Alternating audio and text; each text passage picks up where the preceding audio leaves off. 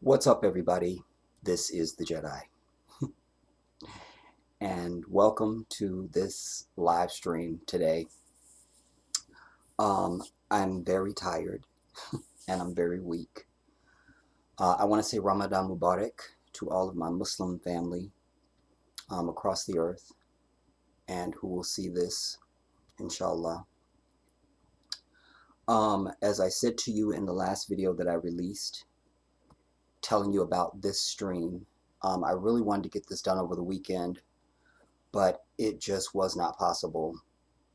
So I have to do it today because what I'm doing is important. It's important for me to, I wish I'd done this while I was still in Gambia, but I just didn't have, sometimes I didn't have time, sometimes I didn't have access, and then the files were all over the place. And to some degree they still are. I just have to continue to gather them, and once I upload them from my GoPro or the drone or my phone, especially the drone, because that records in 4K, and you can't upload to YouTube in 4K, I don't think. But even if you can, something with my computer, when I transfer the files to the computer and you click to play a video, it's jumping. So I had to have a converter to be able to convert the videos to make them play smoothly. And that's why you see that wonder share in the corner of some of the video. You'll see some of that today. I'm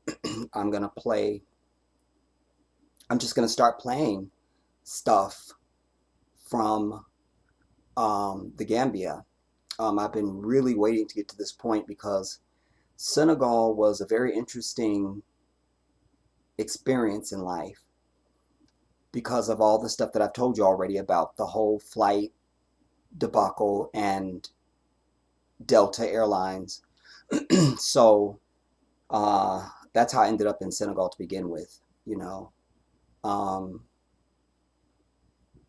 but for the saga of Delta and Ghana and COVID and my sister and all that stuff, I would have just gone straight to the Gambia, But alas, Senegal did happen, and so all the stuff that I recorded there was important for me to share that with you first. I just have this thing in me that I just want to go in chronological order, as much as I can. It just makes sense. Like, this is when this happened, and then the next thing that happened was this. Then this happened. I mean, couple things out the gate that I want to share with you. First,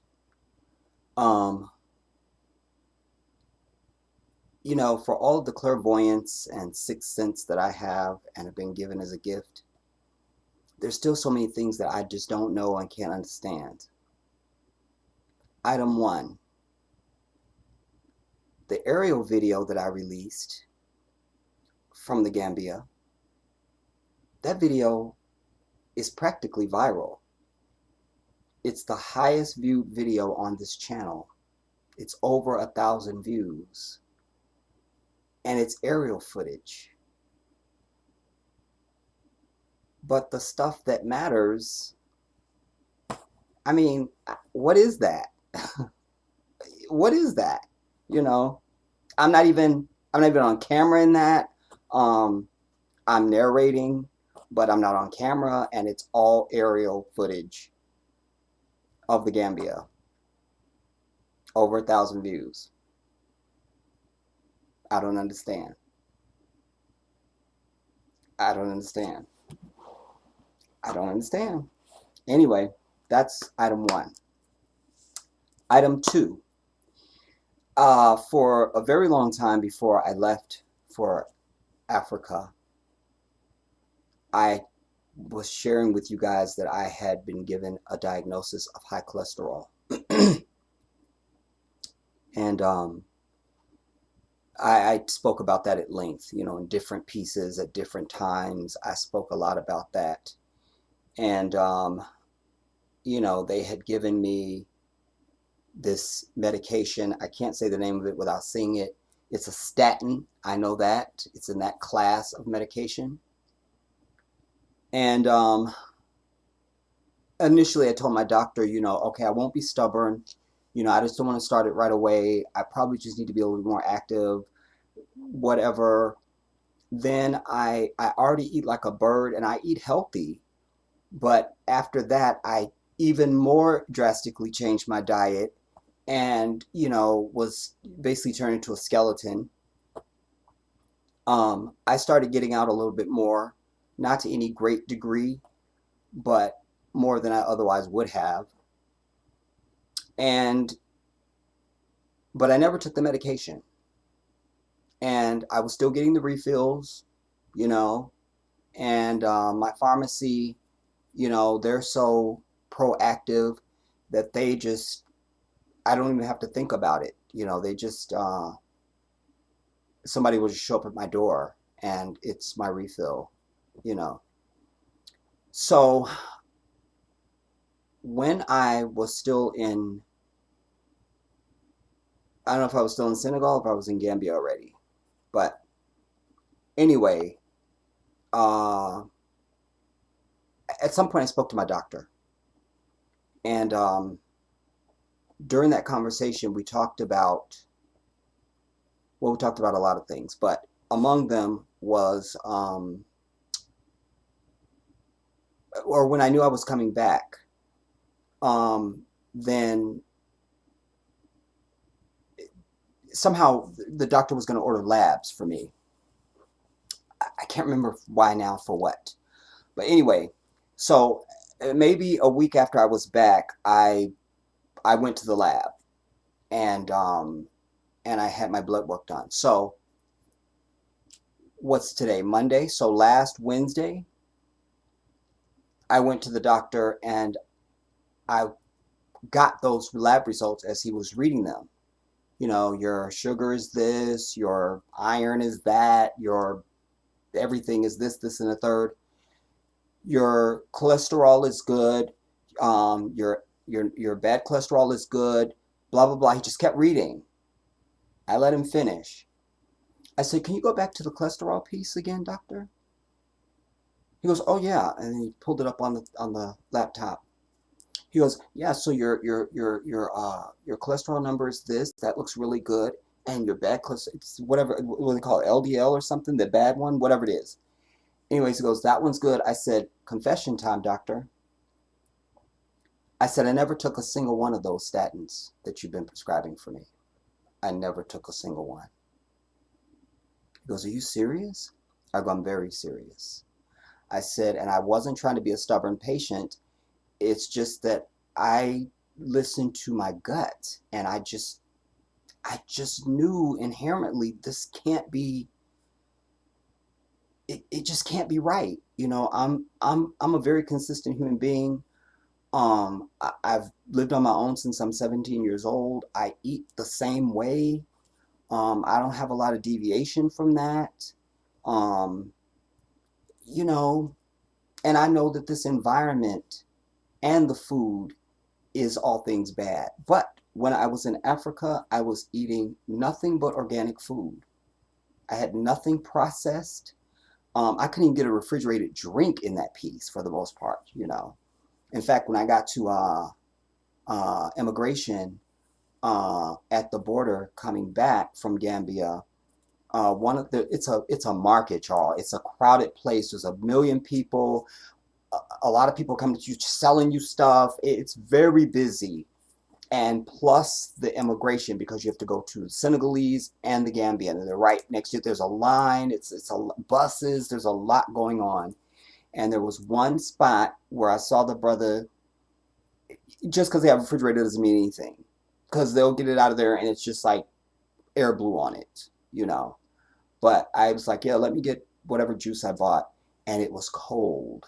Oh, I was like, give me two more, and I guzzled them both down right there. Like, I don't know when this is gonna happen again. You feel me? So I just guzzled them down. And why did I share that? Because I don't know why, but I didn't have any processed food. I had nothing refrigerated. Um, you know, I had real water. Um, you know, I was in the sun every day.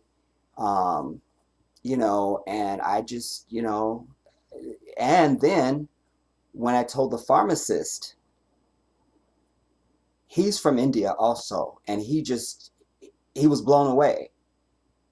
And then I was conversating with one of the sisters that works there, and I was in there for a little while, and then when I turned to leave, I was at the door, and he just calls me by my last name. He says, Talib.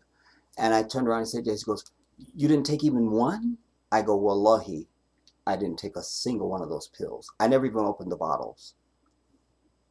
I can bring them back to you, you know. So I offer that to share that with you, first of all, but also to um, let that be of maybe some value to you, you know.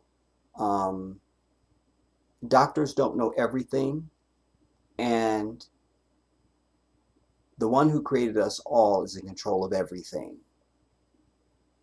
And additionally to that, I would say, listen to your heart, everybody. In life, I've gotten to where I've gotten in life and have had a mostly peaceful and catastrophe-free life because I listen to my heart. Don't let anybody ever put you off of that, because that is the righteousness. That is the ruh. That is the soul. That is the connection to the divine. It is the whisper, I call it. It's we don't have to wonder about anything really. You know, all the answers and guidance to everything is right at our fingertips. It's right at the earlobe. You just have to set yourself up to be eligible to hear it. Everybody gets it, I believe that, but nobody pays attention to it, and most people aren't aware of it. It's that thing, man. And the greatest frustration for me is not being able to really tell it the way that I know it and feel it, you know. Um, that's very frustrating, but there's a requisite for everything. And the requisite for this is you have to silence your soul, and you got to silence your life, everybody. You cannot have noise to the soul. You cannot. There's no handbook for this. This is just what I've been given and how I discern what it is, you know. And defining it over, you know, a long period of time. But it is so, it's never wrong. It's always available. And it is your magic key to life, man. It is. One of the biggest psychological stresses that I went through before I left here going to Africa was I couldn't get the signal. I had so much going on. And I don't ever do anything in life unless I'm sure that's what I should be doing right now. You know, whatever it is, no matter how bad I want something or how urgent something is, doesn't matter. I have to feel at one with myself. Like, yeah, I'm doing this now. Whatever it is. I think I'll eat now. I think I'll whatever. And the best way to describe it is I just feel like the signal was just all crossed up. And you're looking for signs like, okay, show me something. Show me. Let me know that I'm doing the right thing at the right time. It was very frustrating for me, man. That was the central biggest stress point for me. Because as I said to you, this journey is not just, oh, I'm moving to Africa and what that means for the chapter of my life and those things. It's a spiritual journey too, and I'm someone who, people say they're spiritual. That's usually just words, no shade. And I mean it just because they don't really know what it is to be spiritual. You know, I believe that. I think most people that say that don't really know what it means to be spiritual. Usually it comes across for me as just a definition or a classification of something other than organized religion, but it doesn't have any depth of um, there's no understanding behind it. There's no intention behind it. It's just, and there's no action or way of life behind it. It's just a statement, you know. Um, to be spiritual, everybody. Here I go, y'all. I didn't know I was going to say any of this. That's the Jedi. But to be spiritual is first you have to have a commitment to righteousness and what is good. That's first. That's first. Like, flowers don't grow just out of rock, just pure rock. And there's got to be water or soil of some sort, and it's going to be a certain amount of sun. And, you know, um, you must have a commitment, an obsession with righteousness and what is good. And the requisite for that is you can't give a damn about you or your own feelings. That can't matter in commitment to righteousness. It can't. It cannot matter. I'll give you an example. Something basic you could just understand and be more tangible. When I was in Senegal, I was with my brother at the Renaissance Monument. And I was on fire because of the debacle I told you guys happened at the monument. And so now I'm still pissed off. And I'm so mad I can't even pray.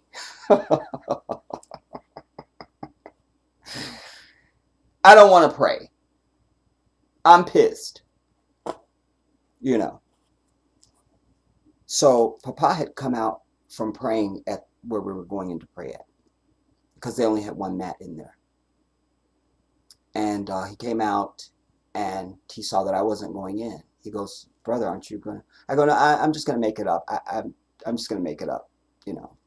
I'm still on fire. I got smoke coming out of my ears, blood coming out of my eyes. I'm smoking. And you could smell the flesh burning on me. I'm hot." So I go, and plus I don't know if I have voodoo anyways. And so it just, and I'm unsure and I can't. And so he began to remind me of what the Quran and the Hadith of the Prophet ﷺ has instructed and prescribed for me as a Muslim. And then he began to say, I don't want to, like as if, it's like I don't want to try and tell you what to do and whatever type thing. Those weren't his exact words. But I said, no. This is what's right. That's what's right, And it's also an act of love. But it was me be damned at that moment. This is what's right. You see? And people that don't have a commitment or an obsession to righteousness, and that even in something like that, would still have just been in their own thing, you know. Um, or sometimes you just want to be right, or um, win, or whatever.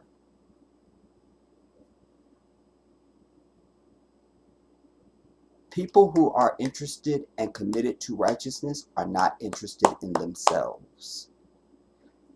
How many times have I said to you over the years, opinions and feelings be damned, even my own? Not interested. Because do you want, somebody gives you, let's say your brother, you meet a nice looking sister, she gives you her phone number. You want to make sure that's the number, because you don't want to call it and then it's one digit off. One digit off, you're not gonna speak to that sister, and she don't got your number. So you're gonna make sure you got every single. You're gonna repeat it back. You feel me? You might even call the phone. Just, you feel me? But I offer that because if you are interested in righteousness, then you want that last digit. You want to be sure every number is right. So it's not about you. Is this the right number? Because if that's the right number, it's going to go through. So if you are on righteousness and not your own whatever, then you're going to be successful, and you're going to be on the right path. You're going to be on the right guidance for whatever it is in life, you know, and even the hereafter, you know.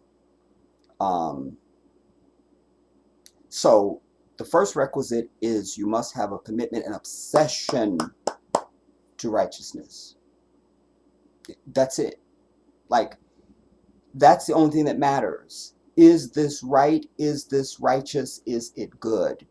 Is it pure even? That's it. That's the first one. Then you have to silence your life. Silencing your life means you cannot have a bunch of stuff going on.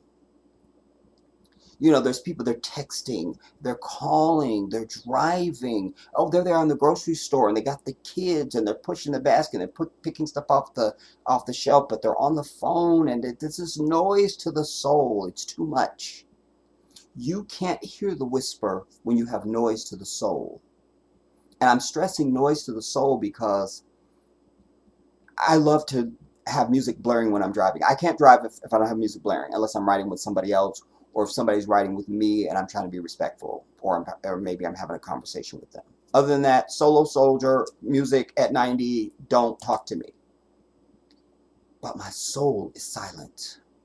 And sometimes I've done my best thinking when I'm driving and the music is blaring. Some of the greatest inspiration comes. But that is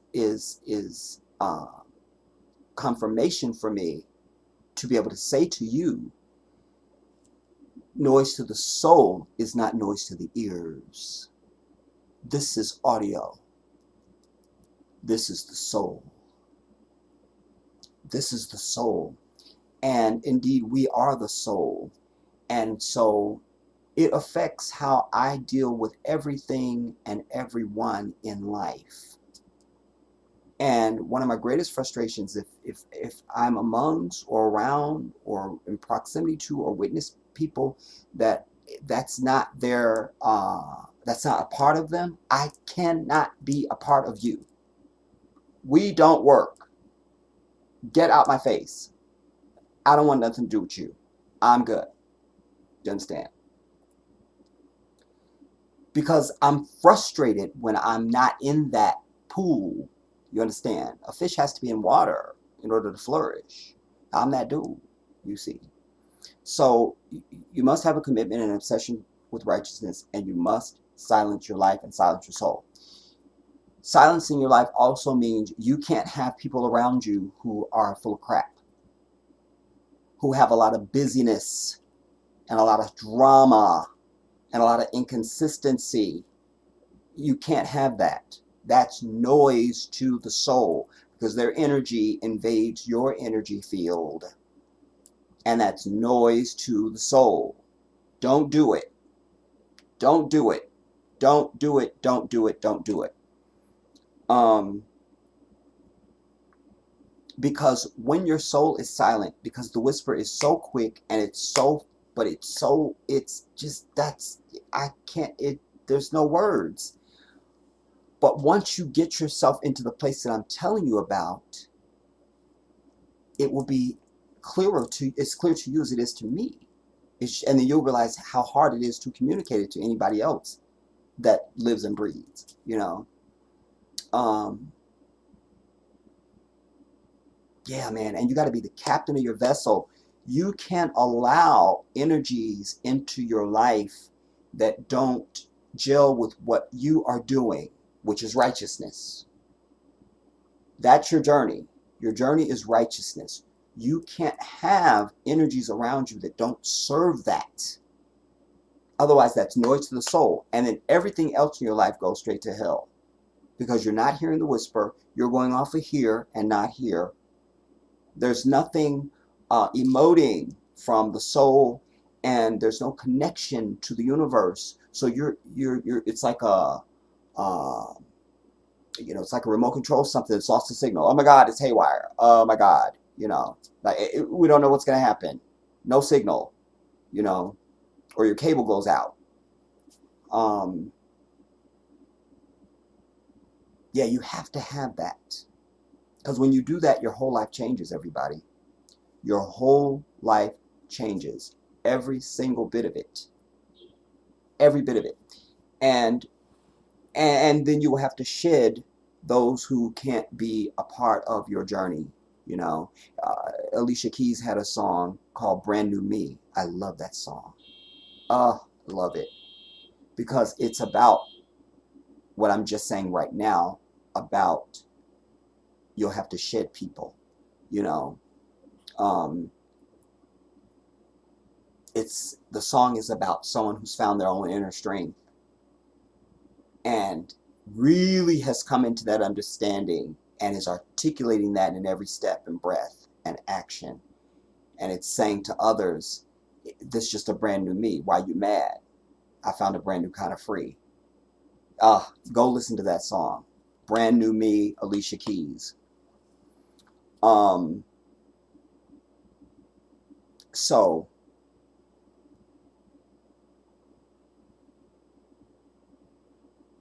that's the requisite.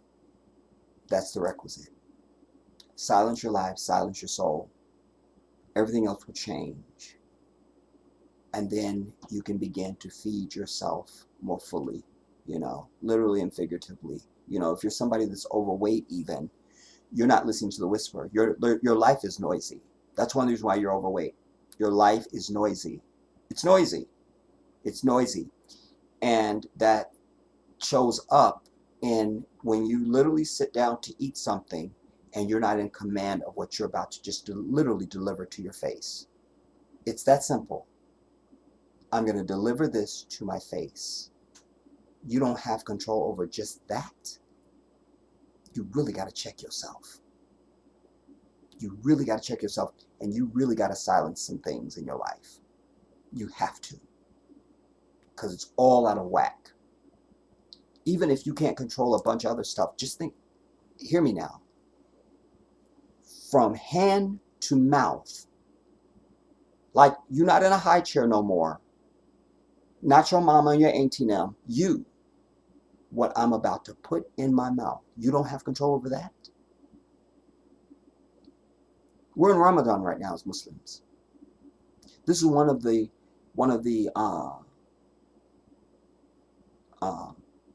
purposes of Ramadan. One of its many gifts to the being is it gives you control over your impulses and your urges. because you can go without food from sunup to sundown for a whole month. If you can do that, there's a whole lot of other stuff you could do. A whole lot of stuff. Because what is greater on the human body than the pains of hunger and thirst? What? Anyways, I didn't know I was going to say any of that, y'all. I still don't know why I said it. I have to watch the video and go, oh, that's how I got into that. I don't know. Anyways, I think I was saying, because they're telling about the statins and the cholesterol and just listening to your inner voice, man. But you got to, but then I went to tell you what the requisite is for that. Yeah. Listen to your heart, everybody. Listen to your heart. Listen to your soul. You know, I was sitting on the roof one day in Senegal, and an inspiration came to me. The universe said, the soul governs the body. The body must submit to the soul. It just came. And I just went, it's got to be divine. That's got to be divine. And I said it out loud after I heard it. And I said it out loud to myself. I don't sit here and claim to know the full answer of what that meant. I'm still doing the dissertation. But I just thought, it hit me in a way that I feel like I got the whole meaning at once. And I still got to, you know, but it was just powerful. But it made sense in that moment. The soul governs the body. The body must submit to the soul. Wow. Wow. Anyway, why we're here today is we're going to go through a portion of the beginning of the footage from Gambia. I almost said Ghana. Anyway, and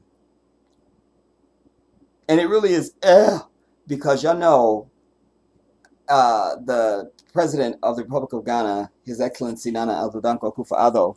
I have been a big fan of him, but he's really been letting me down over the last year. You know, there I thought I was going to go to Ghana, we'd hang out, you know, he'd invite me up to the palace, and now I just don't feel that way. You know, he's just making a lot of missteps that make me feel like, that are so transparent, that make me feel like the white devil has gotten to you. And you're allowing it, you know. That's a whole nother topic. But anyways, Gambia. So what I intend to do is to pick up, because I have footage, I'm going to show you, literally, of me and Mama. That would be the Queen Mother. That's Papa's mother and all the brothers. Again, nobody told me, oh yeah, she's going back to Gambia the same day as you. I didn't find that out until we were literally standing at the taxi. Could have told me. Anyways, deeply honored. So I literally start with that footage of us in the taxi going to the bus. First, I should see who's here, or if anybody's here. I might have been sitting here talking about myself the entire time. I'm over it.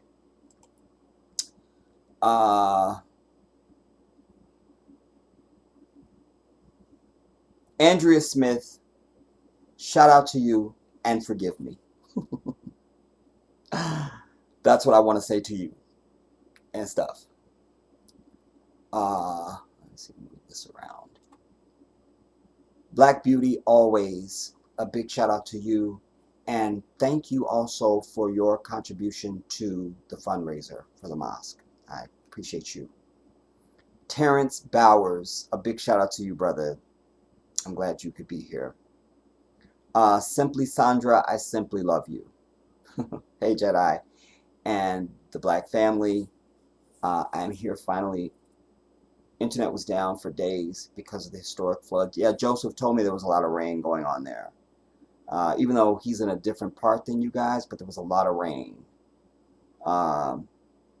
in South Florida. It was horrific. Some people lost everything. We didn't lose any property, alhamdulillah. And you know, if those people have their lives, then they didn't lose anything. Richard Hart, a big shout out to you. I'm so glad you could be here. Good to see your name. Original Jewess, a big shout out to you. Yes, caught you live. I was hoping so. You know, you never know.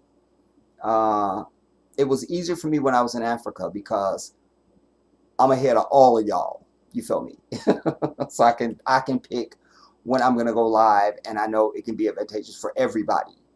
But now here, I have to consider East Coast, West Coast, you know, and now Africa, you know. Cheryl Bryant, Ride or Die. Good to see you, Queen. Good evening to you. Already tapped the thumbs up button, been subscribed to this channel. Yes. And do make sure everybody thumbs up the video, everybody. You know, in fact, I'd like to look back at that aerial video that's over 1,000 views and see how many people thumbs that up. You know, I mean, I realize whenever my time is up on this earth, I know that I just know this. He went to his grave very frustrated. Know that. Know that. Know that.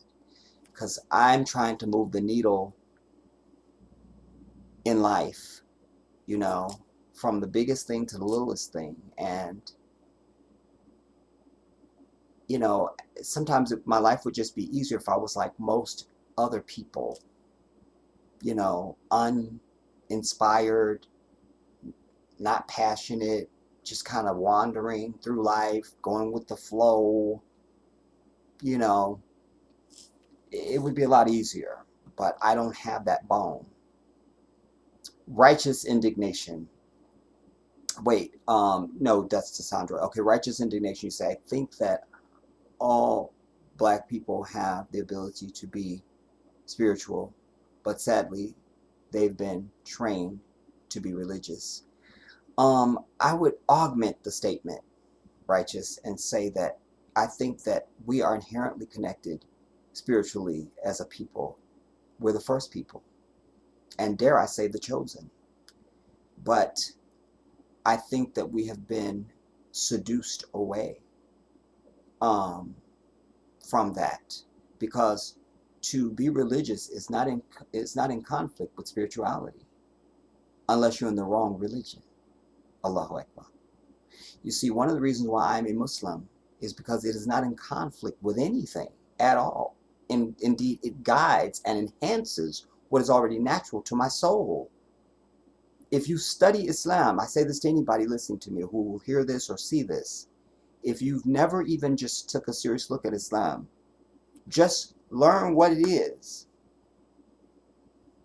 But if you're jacked up to begin with, you won't know what your true identity is, what your fitrah. But the natural human that I am, Islam is not in conflict with that in any way at all. There's nothing about it that is conflicting to my soul, my thinking, my principles. Nothing at all. So indeed, we've been seduced away from that connection, because before we even get to religion, there's that fitrah again. There's a fitrah. There is a natural state of being that even if you never heard of anything called religion, you would articulate those things naturally.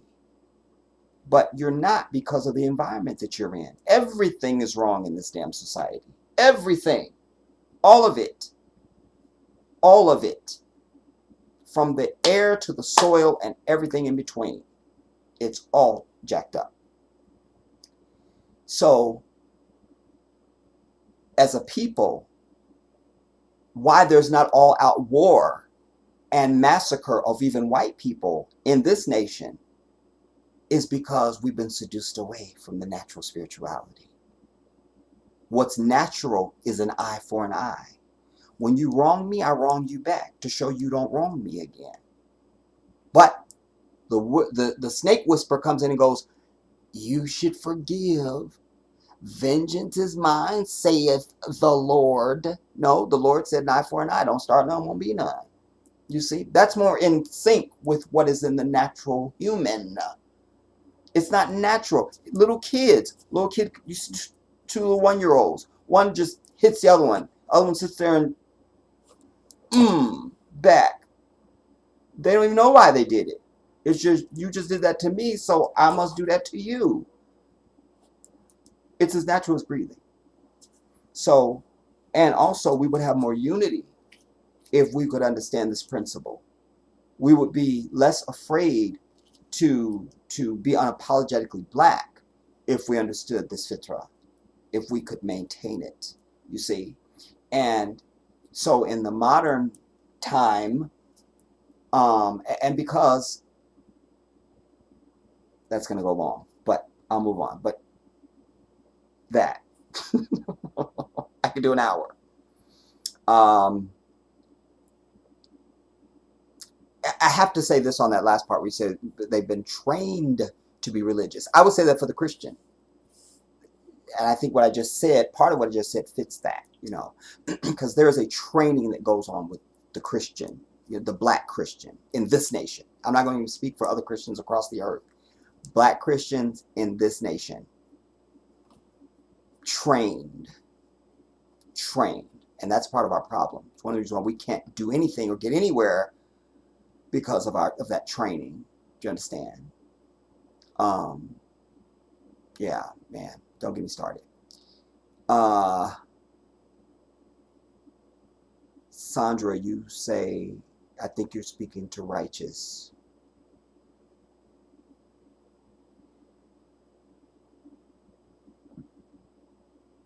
Then righteous, you say, damn, that's so true about the noise of your life in order to tap in. Facts. It really is. It is.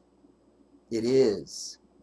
That's one of the reasons why I'm able, why I speak so forcefully the way that I do, and with abandon and without even any consideration. I don't give a damn, because my responsibility is to the truth and what is right, not anybody's feelings or impressions. I don't give a damn. You got to work that out. I've worked it out. I'm done. You need to do some work. You see? That's reflected out of a soul that's pursuing righteousness. You just do it. Be it. Tell it. Give it. That's it. It's as easy for me as breathing. It's nothing. It's nothing. My difficulty comes in with trying to be nice and considerate. Nah, that's against my soul. I'm not here to be nice and considerate. I am. I'm a very nice and considerate person. But when it comes to matters of righteousness, I'll just steamroll you over because I don't care about you. It's not about you. We're past you. Speaking of being past you, this is a thought that came to me over the last couple of days too, you guys, because I was thinking about it's something I saw in one of the videos. You know, oh, there's a clip you're going to see where I'm on the beach, and I say to the brother, in fact, I bought this bracelet. Yeah, this one here. This one. And when he sat down, I said, you know, I'm filming, you know, I'm here from America, and, you know, I'm filming, and if you don't, you know, do you mind? And it was a little exchange. And I just thought, the universe gave me this. No more of that. If somebody tells me they don't want to be filmed, I'm going to tell them, then you're assuming it's about you. And it's so not. This is about me. It's not about you.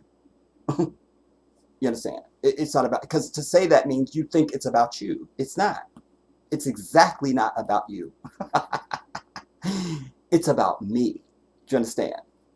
So that was a little vignette that came to me in the last 48 hours or something. Cheryl, that's to Sandra. Righteous, you say some people don't like. Actually, I wasn't supposed to be reading these. I was supposed to just see who's here, and then I was supposed to go to the video, but fine, we'll do it. You say some people don't like being completely alone in their thoughts. It can be weird or scary at first, but you grow into it. Well, there's value in that statement, righteous, because there's a pathology for everything. Those people who can't be in their own thoughts, codependent, there's other labels.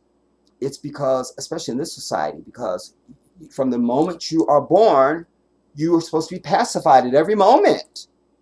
You can't just let the baby lay. They don't need little toys, stimulating them and no, lay your little ass over there and we good. You feel me? Then it goes from that to cartoons. I was in a dental office, you guys, a few years ago, and it was like a zoo. The kids were out of control. They were all bad kids, total nightmare.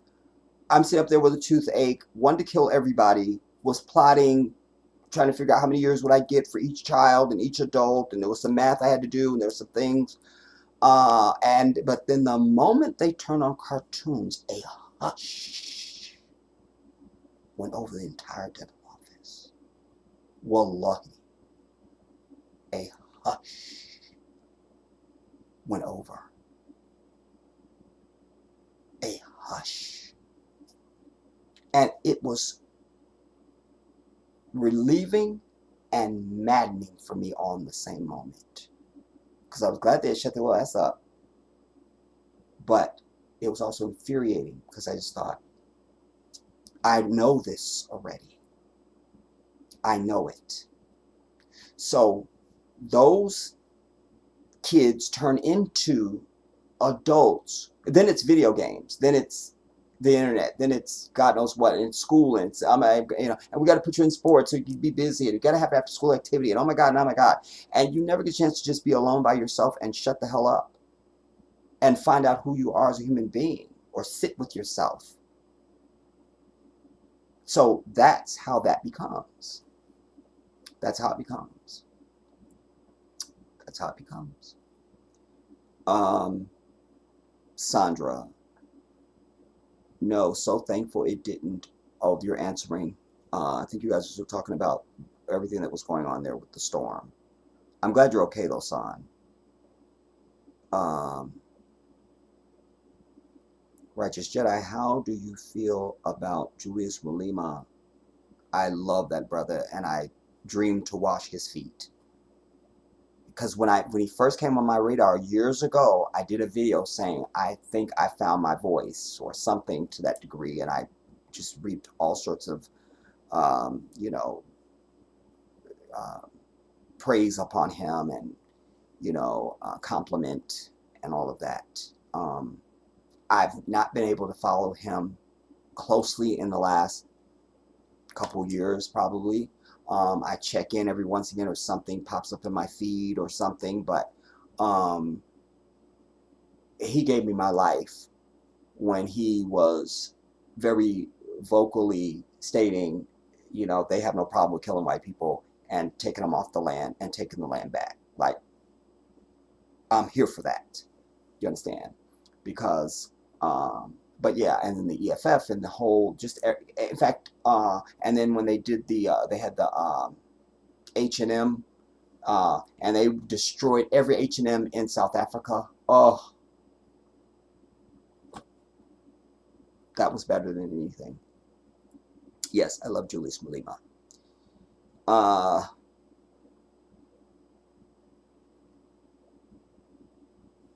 Thank you for the heart sign.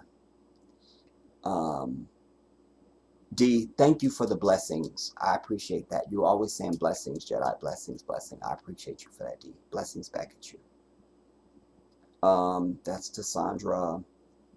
That's to Righteous. That's to Cheryl. All right, now let us begin to move.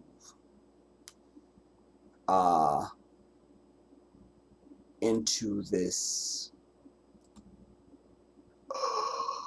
No, you did not just close out the video. And you had it queued up and everything. I'm over me. What I gotta do to get that back?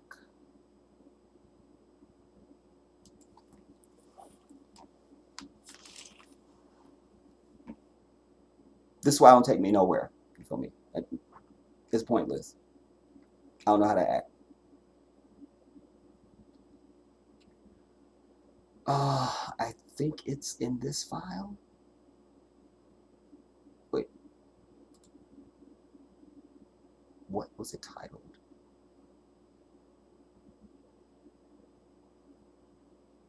A.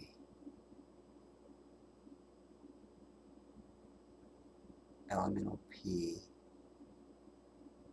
R. S.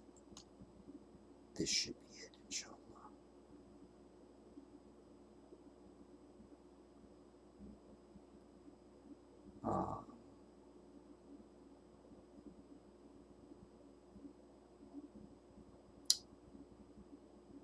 Open with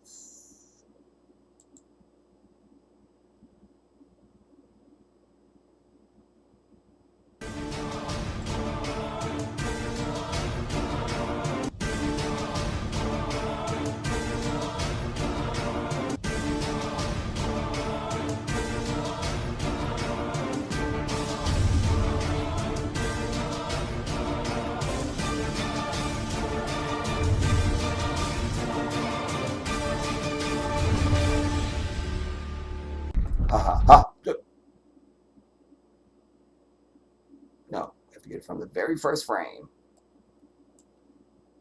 Got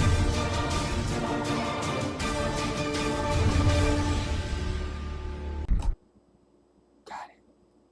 All right, you're trying to expand Jedi. That's what you're trying to do now. One is you.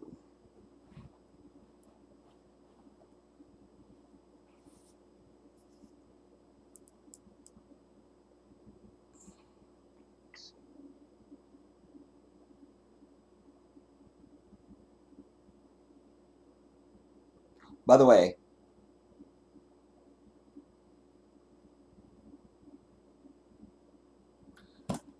okay, delay.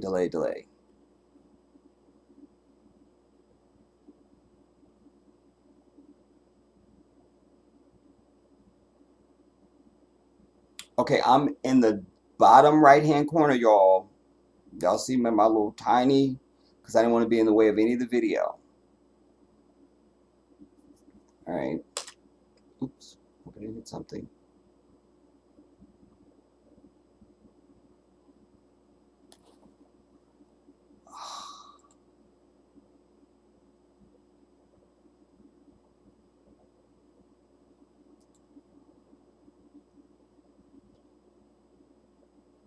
All right.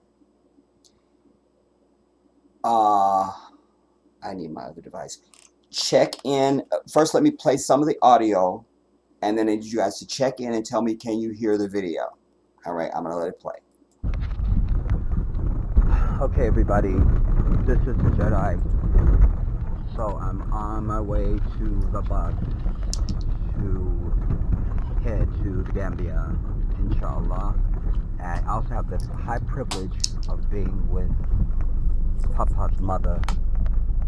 Wait, there's the High Queen. The Queen is also going back. Wait, to y'all, Gambia. because that's the only. I think that's the only image I have of her. She is the Queen. Okay, everybody, this is the Jedi. So I'm on my way to the bus to head to the Gambia, inshallah. And I also have the high privilege of being with Papa's mother. That's the High Queen, y'all. You know, again, I'm a spiritual person, y'all. So the energy that I feel from other human beings is important to me in life. I need you to really hear that. And it's just the aura that I felt from her when I first met her. You know, it's just everything. And then add to that now, I know her sons. So I see the fruit of her labor. I know the work she's done by how they have interacted and treated me. Do you understand? That is the High Queen right there. All hail the Queen. All hail the Queen. All hail the Queen. All right, let me check this other device because you guys are going to tell me if you could hear the video just now. Right now. YouTube. Um,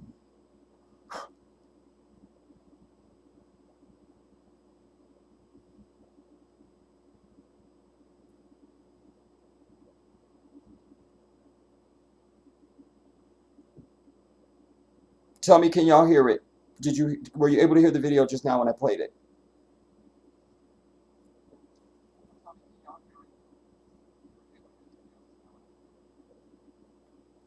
I'm going to play the intro again.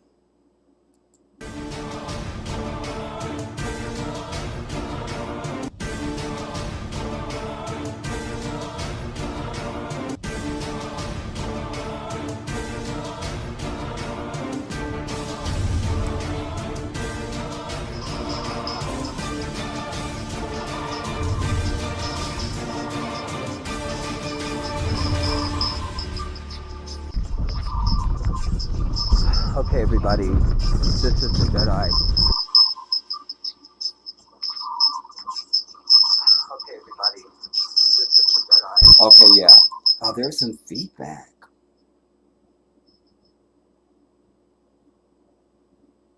Not understanding. I need to know if that's a problem. Let me move these speakers. Hold on, y'all.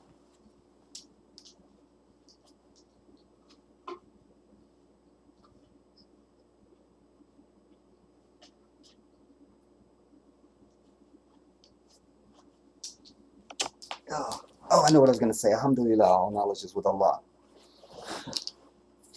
Y'all should really be able to appreciate my lighting and my aura and all that. You feel me? After seeing all this raw video, you feel me? When I'm not under perfect lighting. Do you understand?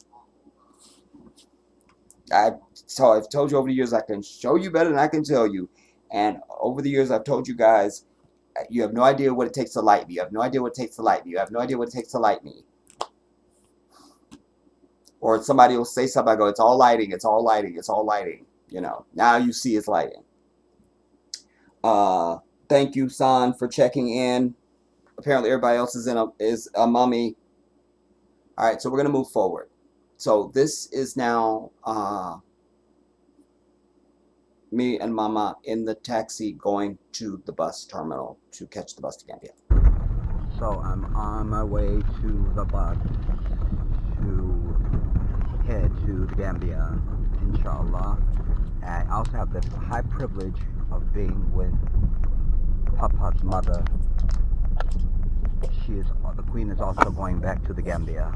So this was an unexpected pleasure, and I'm so honored. So I will pick up at the bus terminal, inshallah.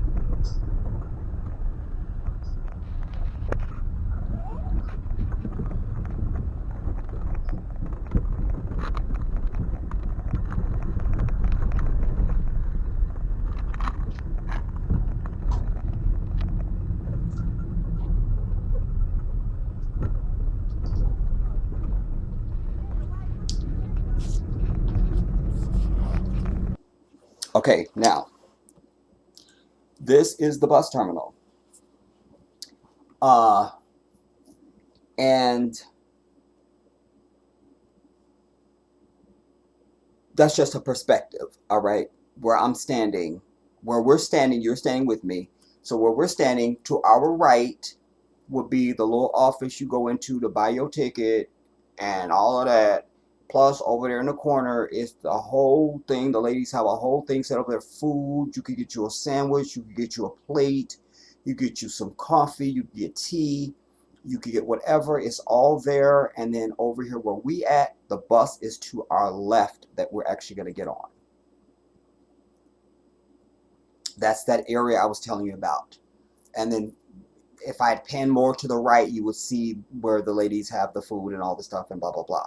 But that greenish looking building here, this sort of, yeah, greenish looking, that's the office for the bus terminal.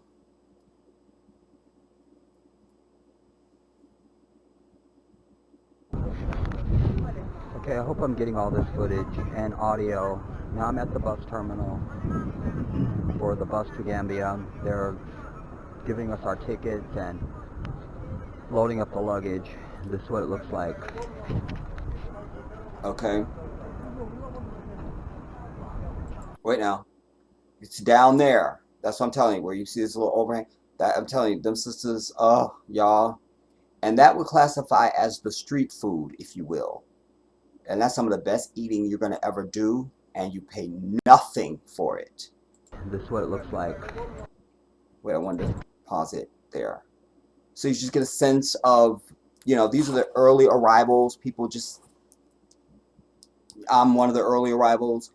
You know, and so there's a brother that gets, after they give you a ticket and everything like that, then there's a brother up on top of the bus and they have this rope with a hook on it, and the one brother down on the ground, he hooks the luggage and they pull it up, and they have a whole way that they pack it and secure it on top of the bus.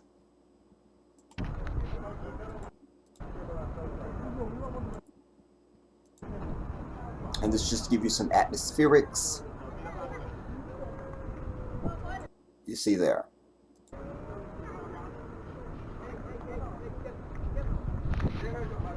And so it was 1,000 sefa for the luggage, and then it was 12,000 for the bus ticket itself. That's less than $20 total. Yeah, that's 13,000. Yeah, that's less than. It's less than $20 for the whole thing, and this is like a 6 or 8 hour bus ride.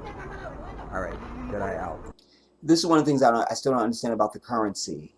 Like, my mind can't make the switch over. So I just was explaining to you that it's 13,000 sefa total for this whole bus journey. It's less than $20 American. So if I never knew there was American currency, and I'm just a Senegalese, I've only known Senegalese money, what does 13,000 sound like to my ears if somebody say that to me? Do they just say 5 cents? Like,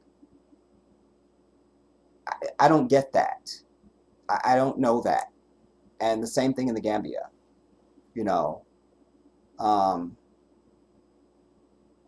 Yeah, what does that mean? I don't know.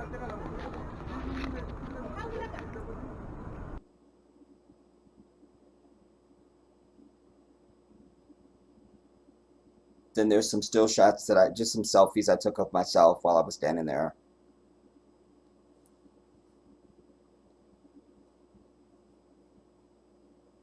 Now that's on the bus itself. Please don't change. And this little girl that you could see off of my left shoulder there, you see her mother is looking into the camera. And then the little girl, that is Fatima, y'all. She was everything. I was her slave for 8 hours. She just took to me. We would do hide and seek. She would do this dip thing, and she was coming over and pulling on my beard, and then she was on my lap, and then she was feeding me candy, and she was feeding me snacks. She was everything on earth, this little girl, Fatima. Wow. And her mother, I think, is Hafiz. Hafiz in Islam is someone who can recite the Quran from start to finish by memory. Because that woman, that sister, was reciting Quran the entire time, nearly, except when she spoke to her children. She was just reciting Quran. SubhanAllah. Wow. And that I took so that you could see what it felt like to be sitting on the bus. There you have it. It's very laid back to everybody. It's a very everything is informal. We're so formal in this country. We're so formal. It's not formal. It's not. It's just I'm gonna come up with a way to describe it to you, but it's very just laid back, man. Just laid back. Even this bus trip, just how people are. And you know, at one point I just went up to the driver to ask him, when are we supposed to stop? Because I felt like I'm going to need to urinate pretty soon. He was ready to pull over and stop for me then, just me. Just because I needed to use the bathroom. I said, no, no, no, no, no. I said, how long are you from when you would stop? He goes, maybe 10 minutes. I go, I think I can hold it. You feel me? Like, we don't got to stop this whole bus for me. But he was ready to do it. And nobody would have had a problem with that at all. Nothing. Here, it would have been like, everybody would have been bitching. You understand? Well, here there would have been a bathroom on the bus. But that's something else. I don't want to get into it. Moving on. I was never here. Burn after listening. I forget this young brother that's sitting next to me on the bus. He was 19. I remember that. And when I sat down, I said, do you speak Wolof or English? He said, I only speak English. I was like, Alhamdulillah, we're going to be best friends on this trip. He was wonderful, man. But then also, how he treated me, I wouldn't get that from a teenager here. You feel me? Unless they were raised like me, you know. But the honor, the respect that he gave me was admirable. You understand? Okay, so I'm on the bus to Gambia. We're still just checking tickets and still loading passengers and Okay, so we're still sitting there checking tickets and loading passengers. We're just still sitting. We haven't left yet. all of that. The only thing that concerns me is there's bars on the window. So how would you get out of the bus in an emergency? Yeah, that was concerning because I just thought, I was just imagining a rollover. You feel me? And I just thought, how do you get out of this bus? There's no safety, anything going on, no safety talk, no safety talk, no anything, just bars on window. How are we supposed to get out in a fire? Not really sure how that works. But it looks like we got a full bus.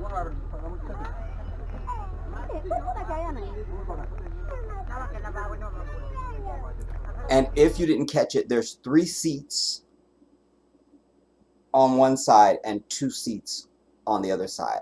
On my side of the aisle, it's just 2 seats. You know, 2 people. Across from us, it's 3 seats.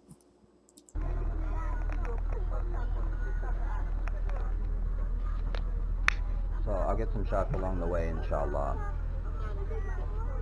Trying to save battery and SD card space. So I don't know how much I got left. Alright, Jedi out.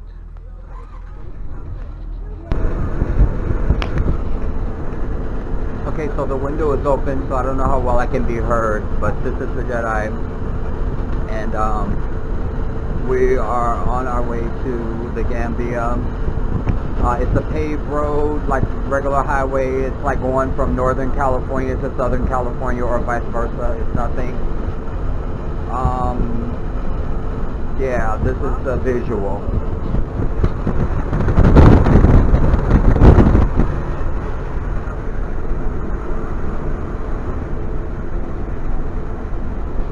And it feels just like it did when in the U.S. when I used to travel across country. It's the same thing. We've gone through several toll booths, so there's a lot of that. But other than that, it's the same thing, though. Anyways, I'm going to keep the recording to a minimum.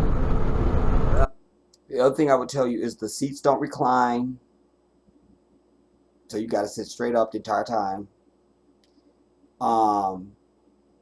There was air conditioning as well as the fans. Obviously there's no Wi-Fi, there's no TV, there's nothing to plug your devices in. Okay, the driver did have something up front. If you wanted to go up front, you could take your device up there and plug it in up front on the dashboard thing. He had a thing up there, you know. There's no bathroom on the bus. You know, so this is not Greyhound or Amtrak, obviously. Yeah, so. Anyways, I'm going to keep the recording to a minimum. to save battery and also space on my SD card. So that's an update. We're probably about an hour into the trip thus far. Took us a while to get out of the city just because of the traffic, but once we got onto the highway, things are going kind of, you know, it just goes. And I can't read the speed limit signs because everything is in French still, at least until we get to the Gambia. So, alrighty. Jedi out. Now, I couldn't film at customs because I would have had to kill somebody. So this is just a still shot of the bus. We're all off the bus because when we got to the ferry, once you come through immigration, the border, to cross from Senegal into the Gambia, and you go to the window, they do your passport and your fingerprints, everything. Then you literally come out of that line and go right over here to this other line. Now you're in Gambia, and they have to do all your stuff there. And I had to exchange money, and then from there you go to the ferry. And now when we got to the ferry, you're supposed to drive onto the ferry, and there you go. But no, they had us backing up because it was too full now, and we can't. So we had to sit there for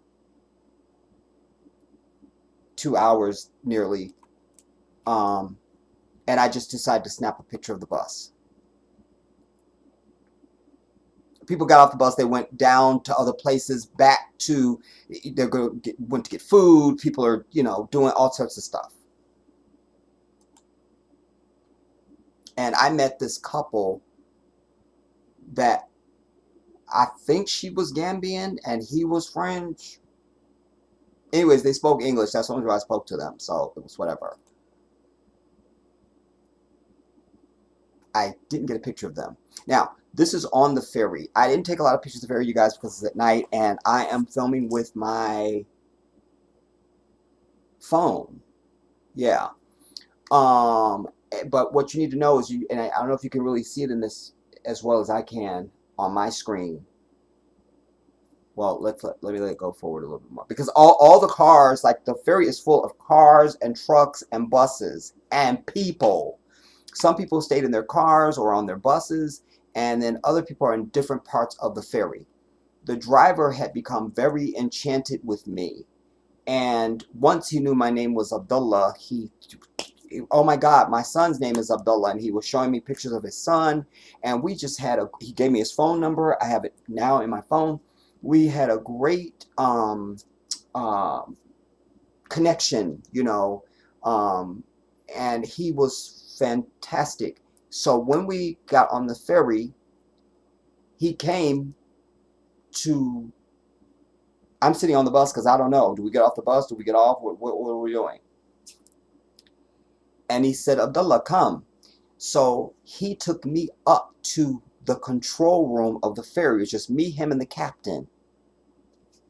I'm so honored. Like, thank you. Like, I mean, what an honor, man. It just, and we just had a great conversation going across on this ferry. We're crossing into Banjul. And, he was telling me he wants to come to the U.S. for truck driving. And I was telling him, you can drive this damn bus, and if you can drive in Senegal and Gambia, you can drive anything, so it's nothing. And we just had a whole conversation about, how we impact, the growth of Africa, and how we support Africans, and how do we, it's just that whole thing. But it was wonderful. But this is taken from up there. I just want you to know that. And I stepped out of the control room to take these pictures.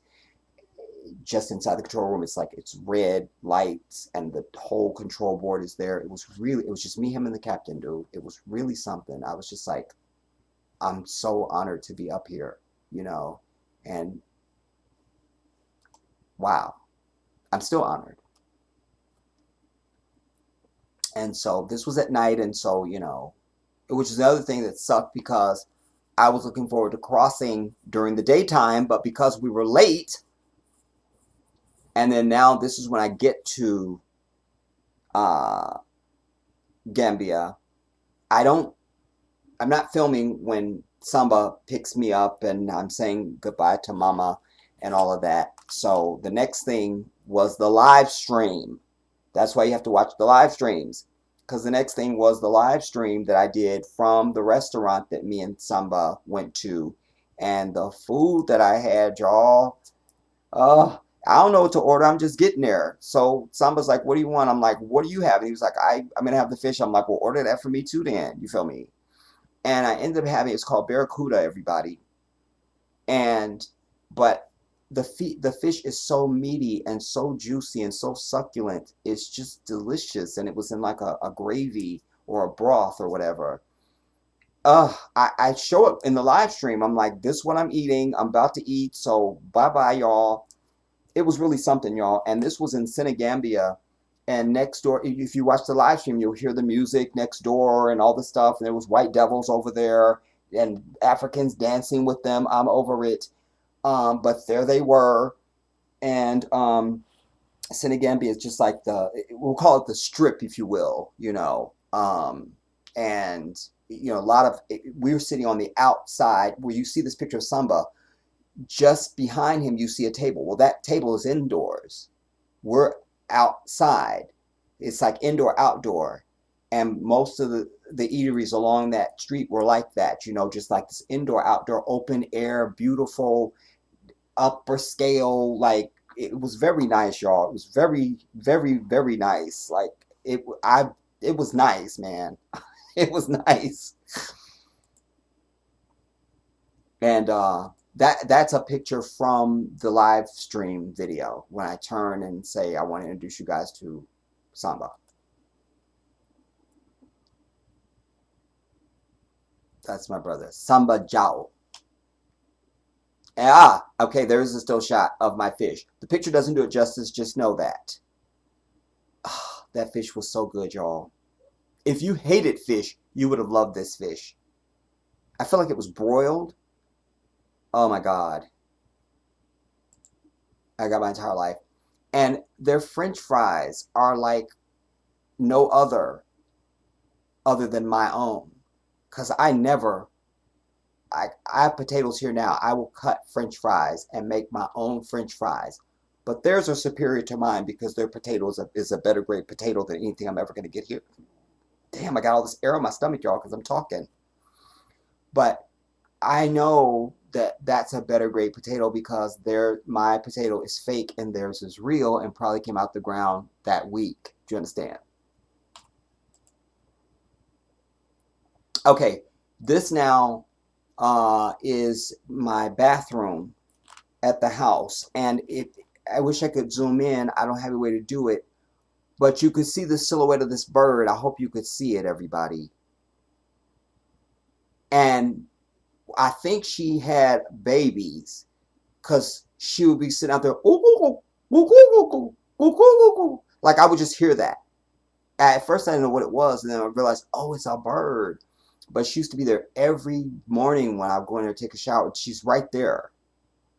And both sides of that window open, so some of her nest is like I think you'll see it in one of the videos I'm going to show you.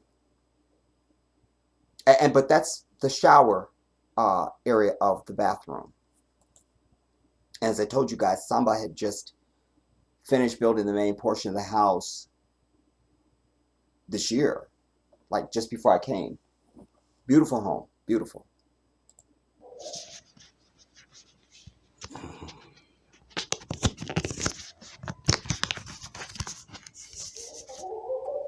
You hear that? I'll go back. Listen for the bird. Coo, coo, coo, coo, coo, coo. You'll hear that. Listen for that. Turn up your sound if you need to.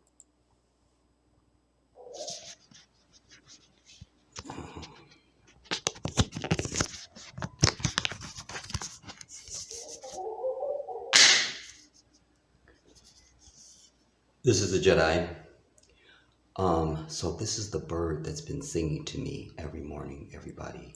Now, right after I say that, I go, this is the bird that's been singing to me every morning, everybody. I should have just gone over and shown the bird, but I start yakking about something else, and by the time I get to the bird, she's leaving. I'm over me. All right, but go on. This is my bathroom Right and there. my shower. It's still in construction, but here's my toilet. It's en suite, they call it here. Wait, he's leaving. See, she's left. Oh, she left. I took too much time. Hopefully you heard the singing in the background when I was running my mouth. The sound that it makes. And sits right there. This is the shower area.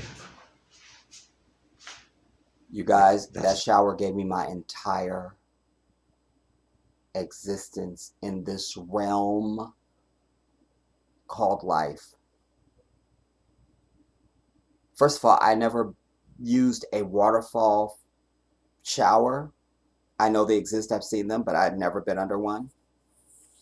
And because the design of the bathroom and most of the bathrooms I witnessed in Africa are like this, they're very open. It's just a different bathing experience, you know. Oh man, I don't want to get out of the shower. I don't want to get out of the shower. The shower, you feel me? And I love it because it's so open.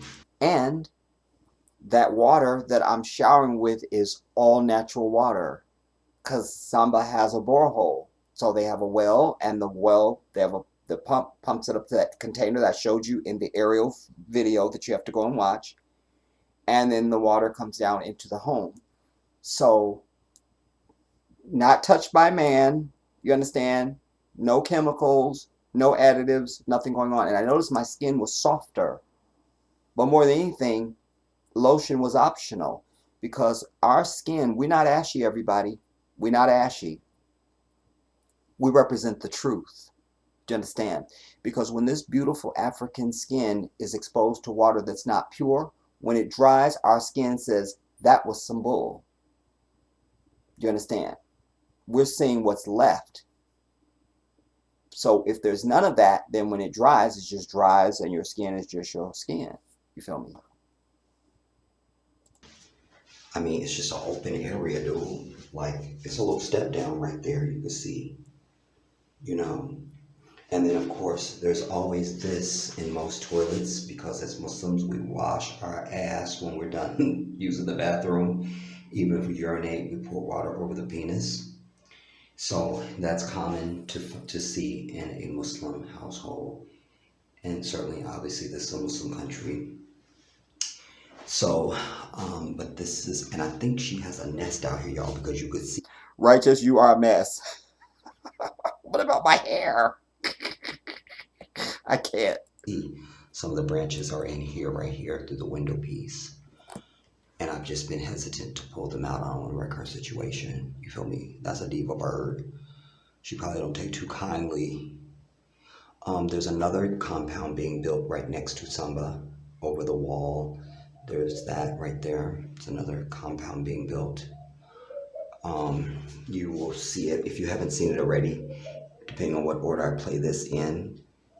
You've seen that from the air, from the drone footage. Aha, Allahu Akbar. Yes, and I have. I didn't know I said that. But yes, now you've seen that from the air. I'm so consistent. Allahu Akbar. Yeah, so this is the bathroom. And I love my bed on the floor. For many years, By the way, go back. You've seen that from right now. This white thing that you see up on the right. Wait. Yeah, so this is now the bathroom. that what? All right. Damn it! I can't get it to stop right there.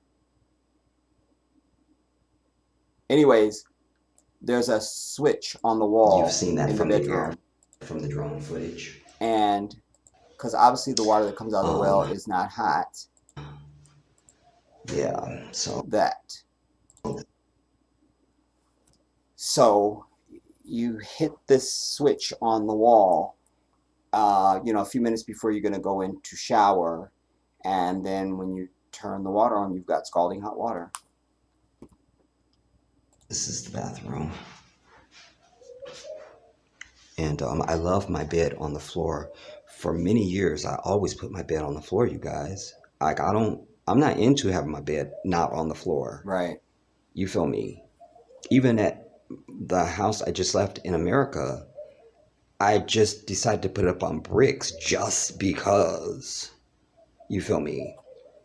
Just because I was going for a different motif and stuff like that. But this is a California King, and I must tell you, it is the most comfortable bed I've ever slept on. It It's really was comfortable, y'all. the one in Senegal has to come in second place. I think this one edges it out just because it's bigger and because it's on the floor. But no shade to my Senegal bedroom. It was everything on earth. It gave my entire life and my entire existence. Right. My bed in Senegal was really comfortable. It really is more comfortable than my bed. But this was just, it was, I could have just stayed in this bed. Like, and people could just bring me stuff for the rest of my life, you know. Very On the comfortable. planet in this lifetime. Um, but this one just edges it out fully. Where's my light?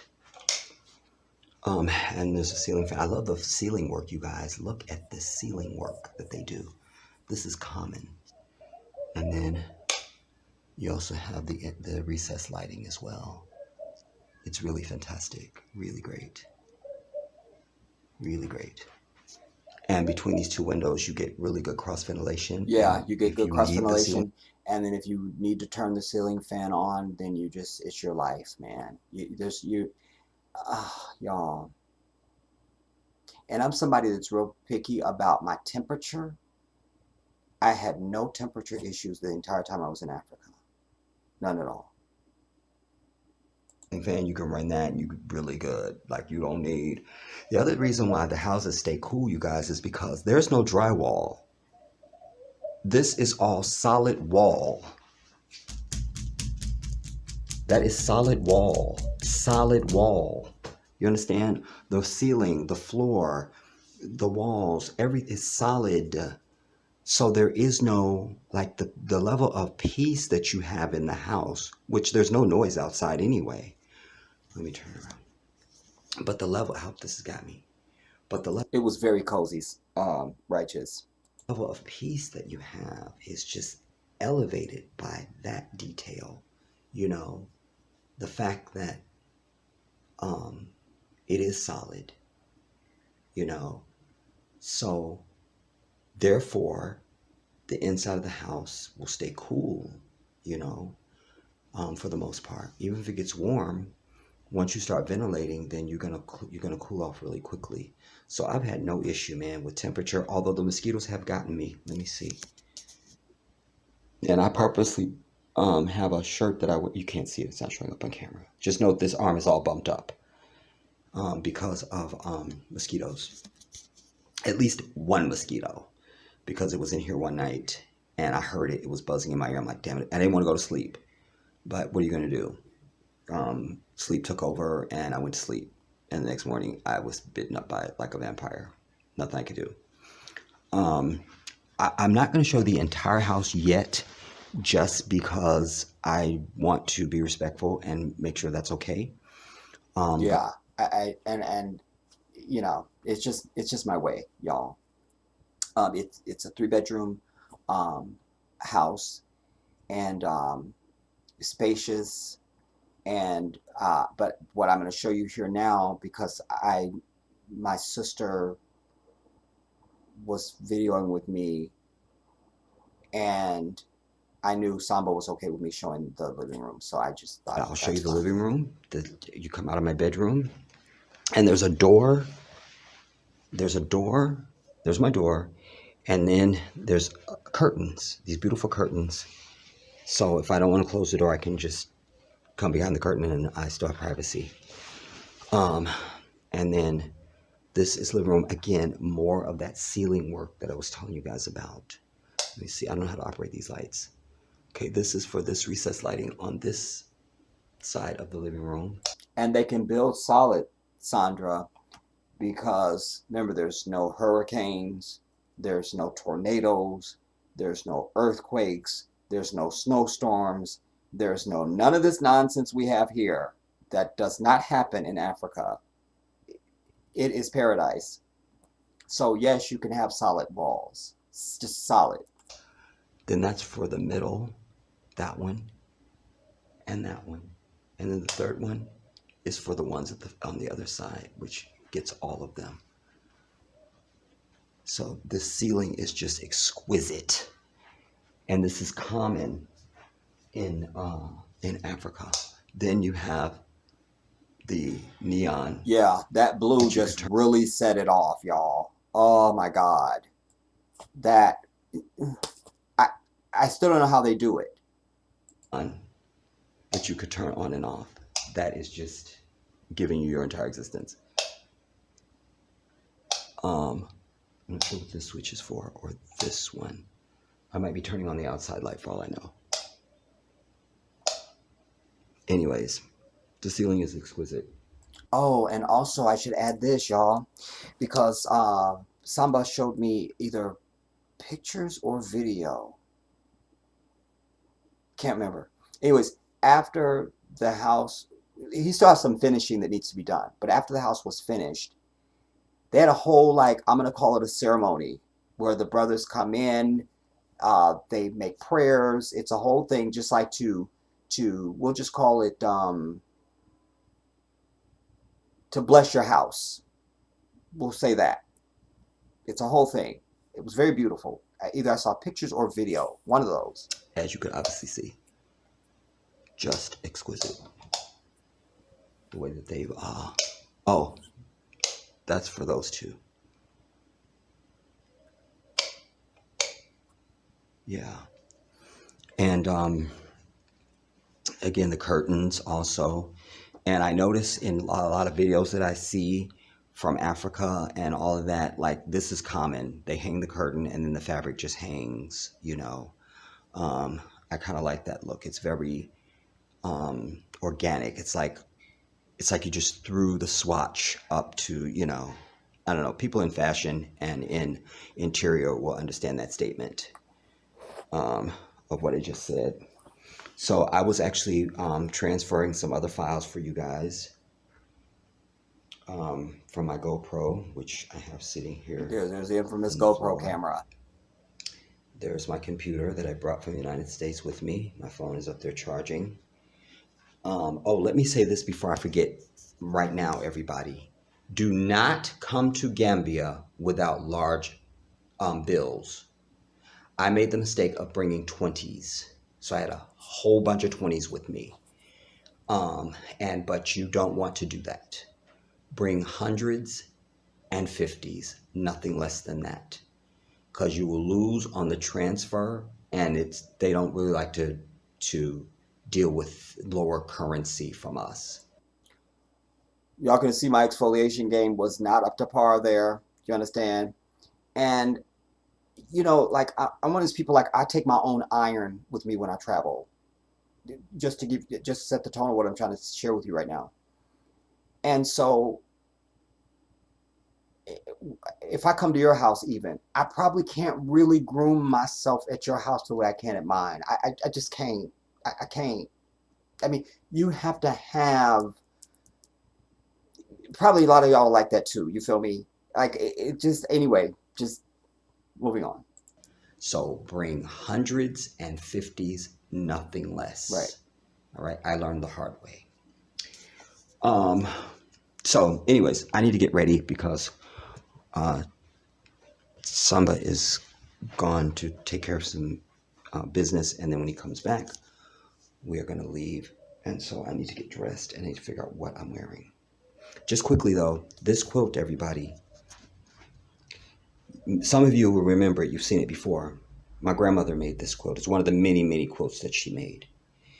And this is the last one that I have left. You know, over the years, I lost stuff in storages in America. But this quilt is my grandmother with me, you know. And I'm filming this in March. This is the 4th of March. My grandmother's birthday is March the 16th. She was a Pisces just like me, or I should say I'm a Pisces just like her because she was here first. No, Righteous. This is a house. This is Samba's house, and I show you the exterior on the aerial video that I released. It's also in some of the live streams that I did. But no, this is a house. But what I said about the apartments still stands. But this is not an apartment. This is a house. He built this house. And these are And the other thing too is that's it. Excuse me. He owns the land. He owns the house. There's not shit else to pay. Not a single copper penny. Done. So when you build your home in Africa, you buy land. If you buy land, you own it. That's it. You don't need to pay shit else. You're done. And you build your house. There's nothing else you need to pay. That's it. So a lot of our people there live what we would know as for free. I mean, that's it. Pathetic people like me come along and rent. You feel me? Which you can still, get out like a bandit. But that's not for Africans. That's for everybody else. Most Africans, not just in Gambia, but across the continent, most Africans own their house and their land. Like they just do. And it's been that way. It's just been that way. It's the norm for them. just some of the clothes that the housekeeper came in and washed for us yesterday. She did an amazing job. One of these shirts, y'all, like this one I bought before I left California. This is a new. This one I've had for several years, and I can tell I use it as a rag and everything else, but sometimes I wear it as an undershirt just because I need to have something next to my body other than just the shirt I'm wearing. I don't know how she got the stains out. You almost can't tell the difference between the two.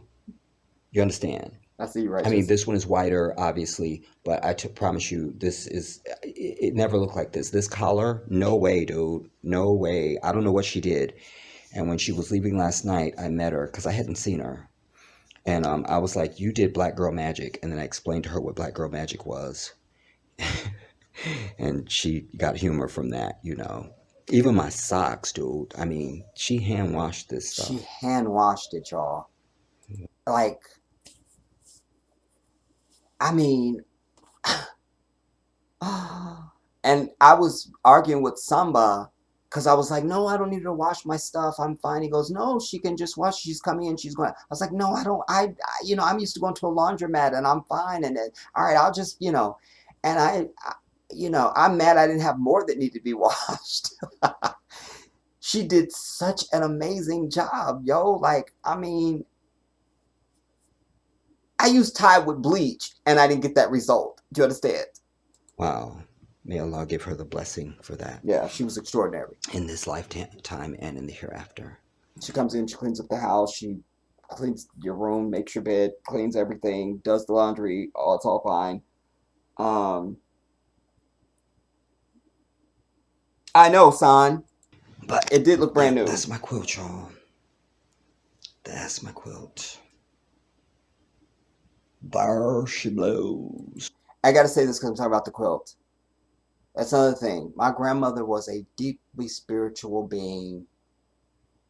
Before I knew I was a human being, before I knew I was a Muslim, before I knew anything, I know faith because of my grandmama. I know faith because of my grandmother. And full confession, everybody, I don't like flying. I don't like it at all. But I always tell you, you want something you never had, you got to do something you never did. I knew I had to get my little ass on that plane if I'm getting to Africa. And my grandmother used to say, if you trust the Lord for one thing, you trust him for all. Do you understand? So just to kind of circle back to our spirituality talk a little bit, but yeah, I don't like, I love airplanes to watch and see them, and I marvel at them, and I'm a big fan of airplanes, but just not with me on it. But there I was. So yeah, I need to get dressed. So Jedi out. Maybe I'll film after I'm dressed. I don't know. We'll see. All right. What's up, everybody? This is the Jedi. So it's Wednesday, and this is my second day in the Gambia. So Samba and I are about to go out to walk somewhere. It's a beautiful day, a breeze. What I didn't know where we were walking, because it's just their way, they don't tell you what you're doing, you know. I knew he had a flat tire, and I knew the brothers had come over and were doing some things, but I didn't know they had, it was, we're going to, well, among the things we're going to do is to go and to, the car is ready. We're going to get the car. They fixed the tire and blah, blah, blah, and we're going to get the car. And then subsequently, I didn't know we were going to go to the place where I could get the SIM card to put in my phone that's unlocked so I could have a Gambia phone number. But the whisper, everybody, my phone was laying on the bed. I don't need that phone. It's of no value to me at all. The whisper said, grab that phone. And you'll hear me say to Samba, he goes, did you bring the phone for the, because now we're literally about to walk into the place where you get the SIM card. I don't even know we're going there. And he goes, did you? I go, yeah, the whisper. It was laying on the bed. SubhanAllah. Don't ever ignore it. But you got to get yourself into the place where you're eligible to hear it, everybody. That's it. I'm back in California, everybody. Like, it's California. I'm over it. On days like this, I would be out driving around to run errands or whatever I needed to do. And I come back home, I run my air, whatever, I'm fine. But the weather is just like California. So it's not, I don't understand all these black people coming to Africa. It's Africa hot. It's so hot. It's so hot. Well, then go back home to where you came from. All right. Leave the rest of us here who enjoy the weather. So, yeah, inshallah, over the next days or whatever, I'll get a chance to get this out to you. I don't know when you'll see this footage. I am still recording things on my phone as well. And so hopefully it's all going to come together in a cohesive piece for you guys. But I like the fact that it's very eclectic and organic, you know. I think that'll give it a certain endearing quality, you know, that it is just so raw and you guys can just experience it as I'm experiencing it. So I will get some shots as we go along, and I will see you in a little while. This is Jedi.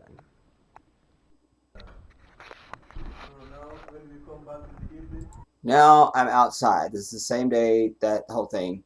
I'm now standing out front of the house, in front of it, like in the, we'll call it the driveway area of the compound. Mm-hmm. Now you can see some shots of the house there. This is the front of the house. This chair, you guys that were with me on some of the live streams I did from the house, that's where I was sitting, in that chair on the porch. You go back and watch the live stream, be like, oh yeah, that is, because there's that window there is my bedroom right there, and of course there's Samba. So that is King Samba, everybody. That is the king. He's such a busybody, but very efficient. And we're just coming out of the house. This is the exterior of Samba's beautiful home that he just recently built. Yeah, I love the color and everything. I just love that house. And as I told you all, it's common to have compounds in Africa. So you see the wall is up, you see, and then the entry gates are always very grand and very, just very, you understand. So, here we go.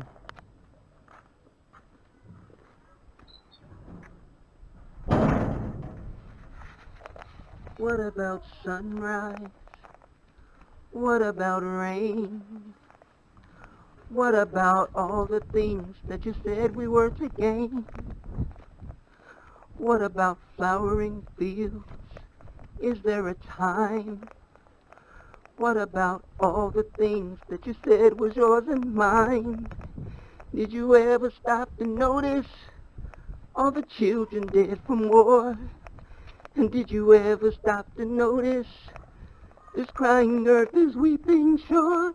Ah, ah, ah, ah, ah. Ooh.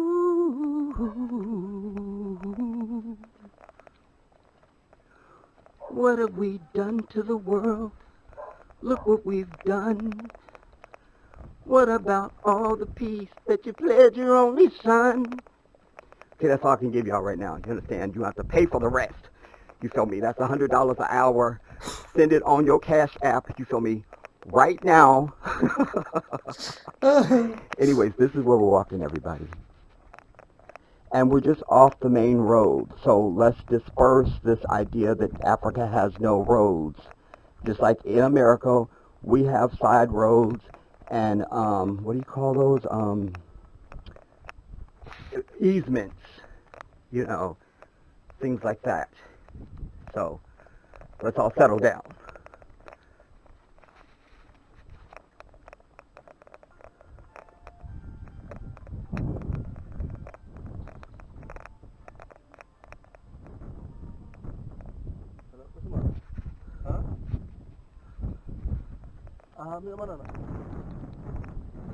Oh, also, we came out this morning and Samba had a flat tire. We ran over a nail somewhere. So, one of his brothers came over and fixed it.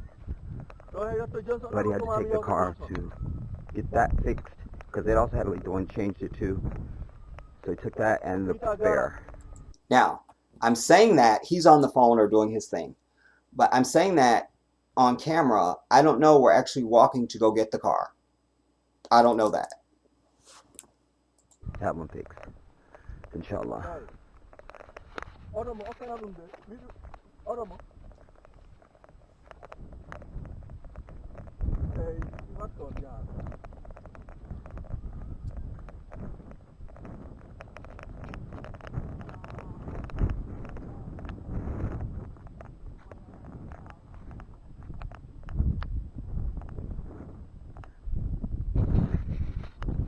Did you ever stop to notice?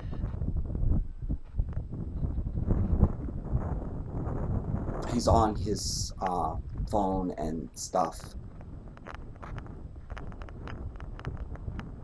Plus, you know, the walking is good for me too, Samba. Good for you? Because And I have coordinating. walked more in the nearly 2 weeks that I've been on the continent than I would walk probably in 6 months. Subhanallah. So, there's that. You know, and I'm getting old, so exercise is even more important for me. You know, You see, I'm going to be. you see, Samba is like, I'm getting old, and he's just looking at me like, really, dude? So, exercise is even Wait. more important. Wait, I didn't know that till I see this. There's that. You know, and I'm getting old, so exercise is even more important for me. You know. And let me say this to you guys. SubhanAllah. And I'm not going to cry. I'm not going to cry in this video. I won't do it. I refuse. I'm the boss of me, and I refuse, and there I've proclaimed it. I won't do it. There. As with my brothers in Senegal, this brother, from the moment he picked me up at the bus, you guys, because you had to see, it was at night when we arrived. You saw, I showed you the ferry pictures, and I've only seen him on video, and not in person. So, and it's dark out where we're at. I mean, there's car lights and there's light from the bus and people out there, and it's a crowd and people getting their luggage and all this. And I don't remember when I heard my name or when I knew that somebody was saying my name. And then when I turned, I'd seen him enough that I knew his profile. I said, Samba? He goes, yeah. And I just hugged this brother like I would have my dad or my nephew or my anybody. it was like I had left and come back and was greeting him now, like, oh, I'm back again, not like I'm meeting you for the first time, you know. And I learned so much from him, and we got along like, I mean, we argue like family. I got on his nerve, he got on my nerve, and but this is one of the kindest humans I've ever had the fortune, that's cheap, the blessing, the privilege to have do anything for me, you know, like, and he's so um diligent. So like, we're walking, I'm yakking, I'm filming, and blah blah blah. He's on his phone, but he's will have coordinated a whole bunch of shit. Like, I know how much I go through when I'm just gonna do anything, you know. So when I'm like, yeah, I need to, you know, whatever that weekend was, I'm like, yeah, you know, tomorrow I want to, next week I want to start looking at places, you know. It just kind of like happens on a wall behind you, and then everything is there, you know, like people are in place, things are done, and he's taken care of it all. Even this, I don't even know we're that we're going to the store so I could get my SIM card, but he's already got that. You know what I mean? Like, that's what you need. People that are paying attention to what you're saying, like, okay, but he's also a project manager. That's what he does for a living. And he's well suited for that, because you have to be uh, very attention to detail, is just one of the attributes of doing that type of work. And I'm older than him, but there was so often he felt like my big brother. It was a weird dynamic, you know, for me, you know. Um, yeah, just really something, really something, really something. Samba Jao. And if I'm going to be vibrant here on the continent, I got to get with the program. You know, it's one of the things. Actually, before I left, I started doing a little bit of walking. It still was. I still didn't do enough, but I was just trying to. But mentally, I'd already acclimated myself that I'm going to be doing walking. You understand? So it's all good. I've even said I'm looking forward to just walking barefoot. I don't even want to walk in sandals, but I want to walk places where I know, like where I see other people walking barefoot. You know, so J9! Shout out to you. Yes. There's something very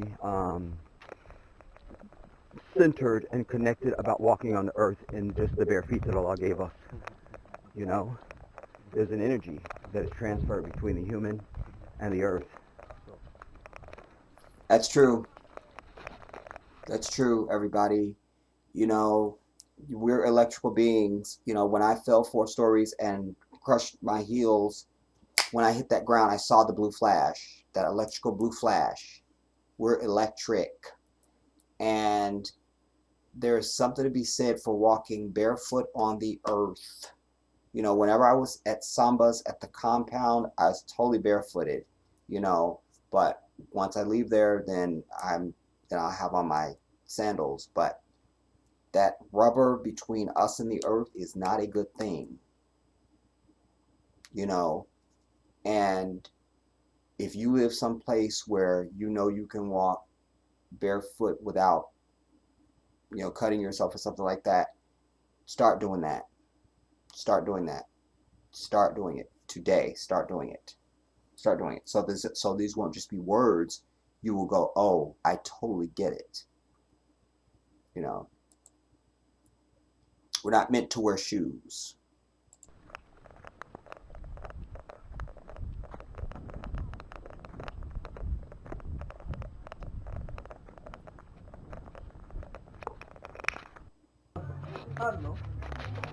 So now I cut it there. I stopped recording because I felt like I'd gotten enough for you guys. Now we come to this community market as we're heading to the main road. So, but we come upon this, and Samba was saying this is a community market. Like, so this is where this community, this would be the people that will come basically to this market for the most part. And we're just on one area. Obviously, there's other stuff, but you could come there and get whatever you need. Touching my baby shop. Reading the sign. Touching my baby shop. This is our community market. I love it. Yeah, market. This is a community market, everybody. A community market.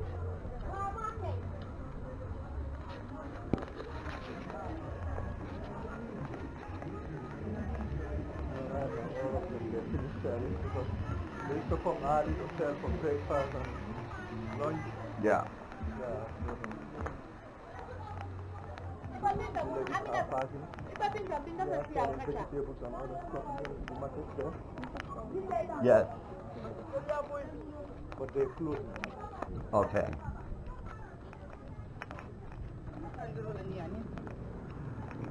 They don't stay out all day.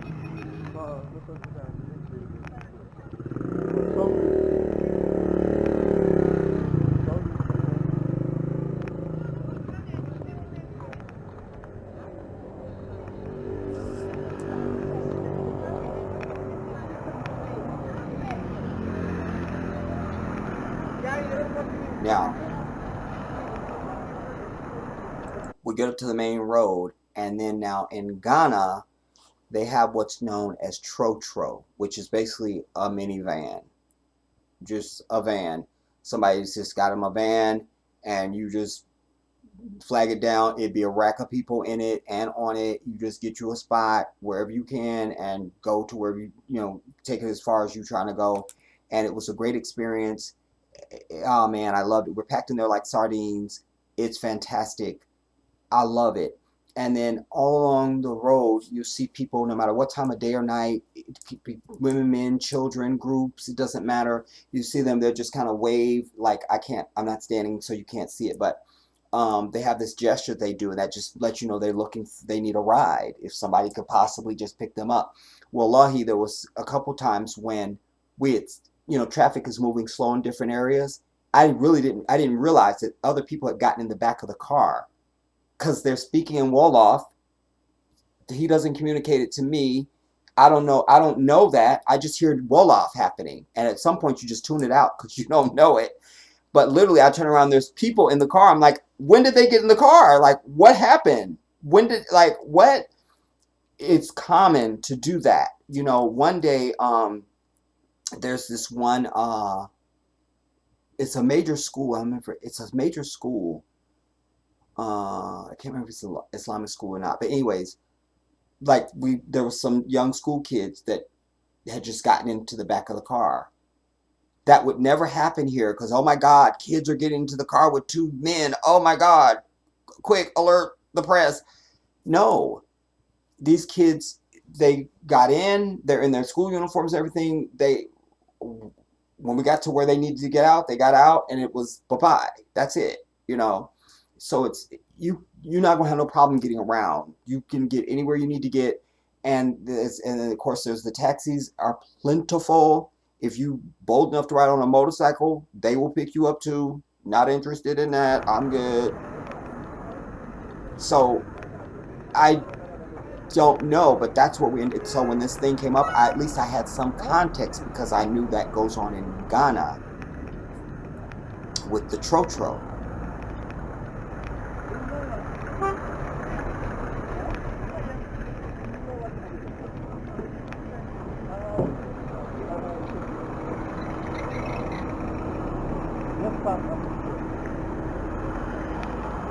So that one wasn't going to be good for us for whatever reason. I don't know if they have a route or whatever. I don't know why we didn't get that one.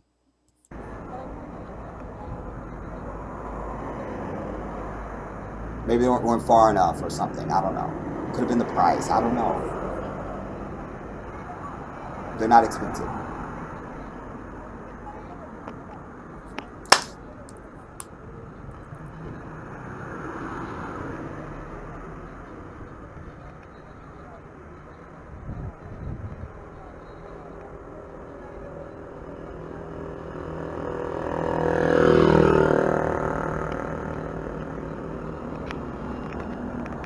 So we're on the main road, and we're going to wait for transportation, inshallah.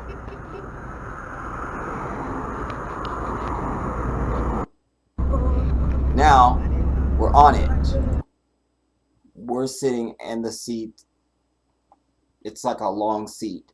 So we're in the one right behind, obviously, the driver and whoever the brother that's with him. And it's a rack of people. And then it's people behind us. And I loved it.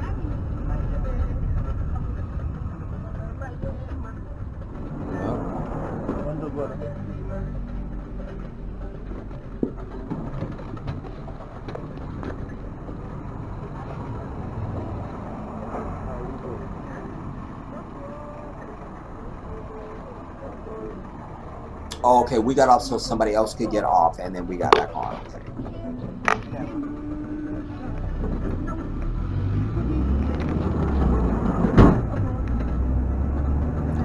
That's, I've shared with you guys, that's what we know as Sawak in as Muslims, you know, and certainly a lot of Africans, and it's a Muslim country, so you would find that. But we use it all the time. This is better than toothpaste, everybody, because I didn't have any before I left here. I hadn't had any in a while, and you can see my teeth change if you're watching closely enough the videos as they progress, like just from this, it's this particular branch. But that harkens back, because I remember as a child, my grandmama used to get, when they used to make real straw brooms, my grandmother used to get us to pull some straw brooms, some of the straws off the broom for her teeth. I remember that. I remember that.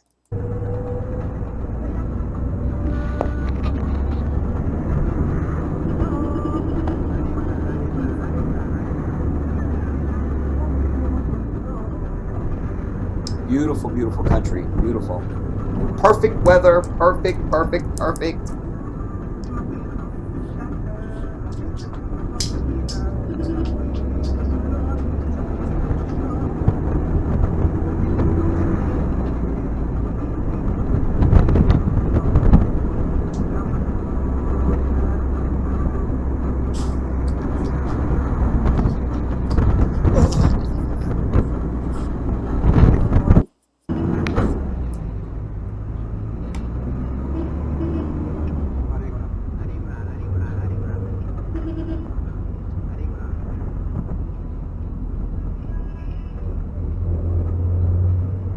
It was important for me to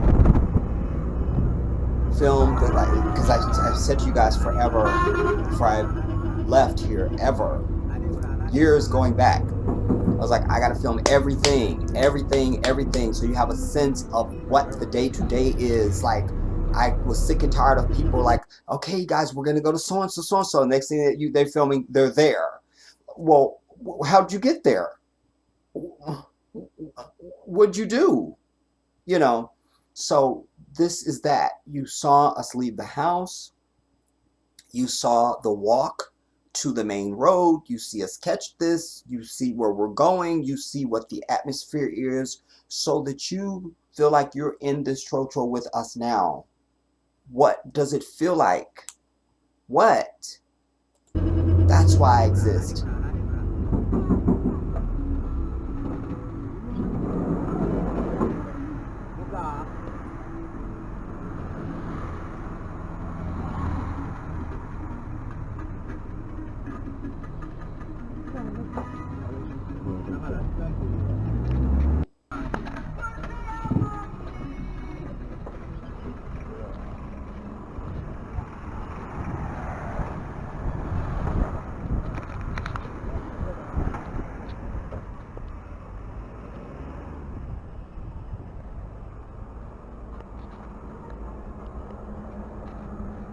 There's the car.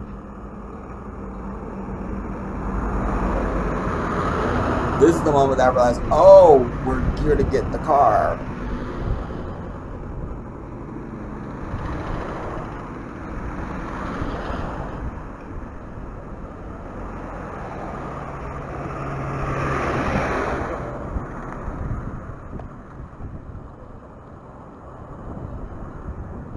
So Usman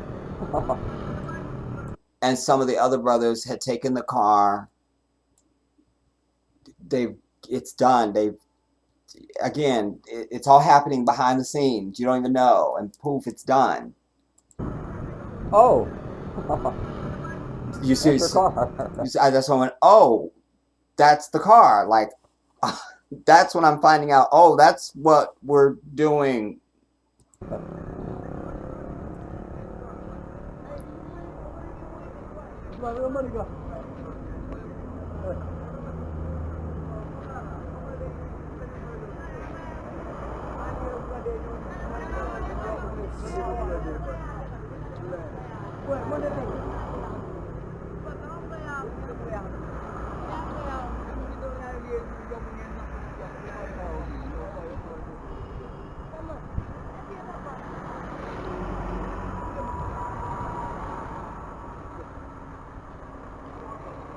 No, Yazis. Assalamu alaikum.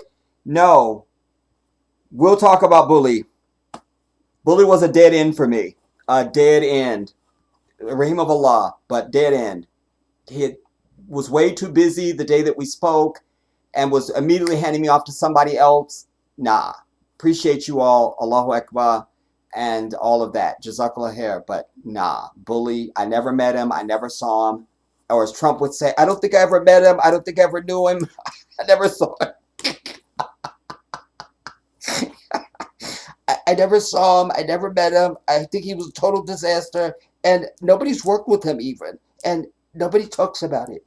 Anyways. But salam alaikum. And Ramadan Mubarak to you all. And good to see you. Alhamdulillah. So we came to get the car.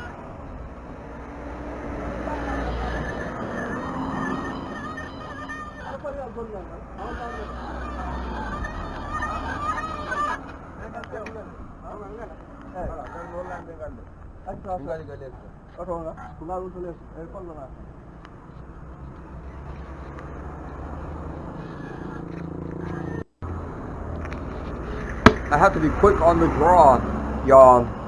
You know, like when you're not used to filming, you have to hurry up and do stuff. So we got the car now.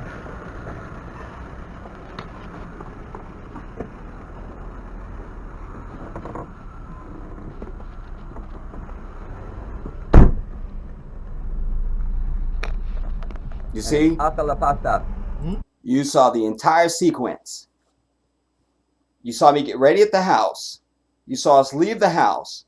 You saw us travel to this location and get the damn car.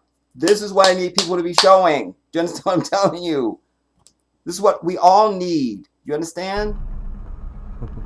And when I get back to the continent, it'll just continue. Like, I'm my own reality show. That's it. Show everything.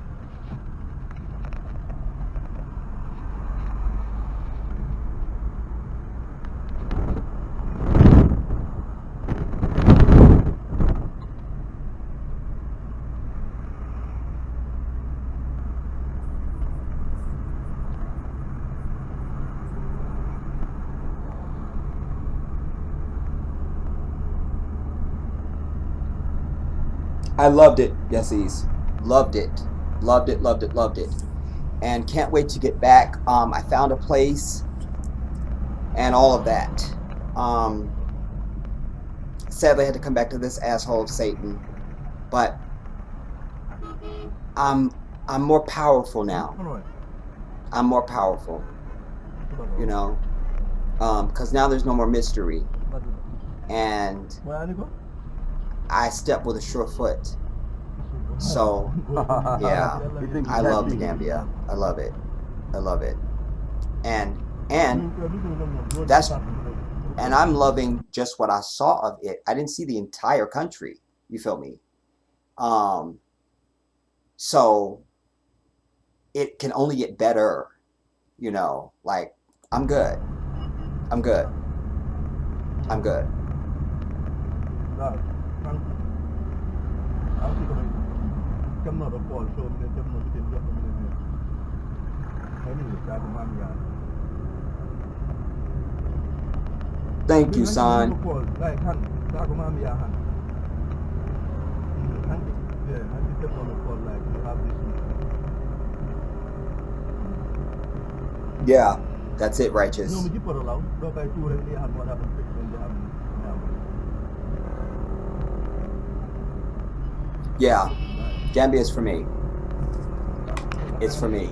And again, as you can see, In fact, I was with some of the brothers. We were having a tie, and there was some with some brothers that I knew already now, but there were some other brothers that came, and one of the brothers said he thought I was Fulan before I spoke. I'm like, I might be. We won't know. You feel me? we won't know. That's why I'm here. it's just like being in any regular town, though. It's any regular town, any regular city. People out doing. I appreciate that, Righteous, and it is for you guys, because I don't need to do this for me. This is not for me.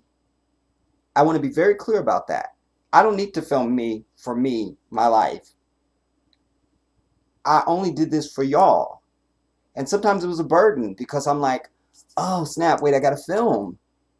I'm missing this. I can't. You feel me? So appreciate that. Know that this only exists because you exist. That's it. That's it. That's it. Same stuff that we would normally do, just going through their day. Going to visit friends, going shopping, doing business, getting a ride someplace. It's the same thing. Come, what are you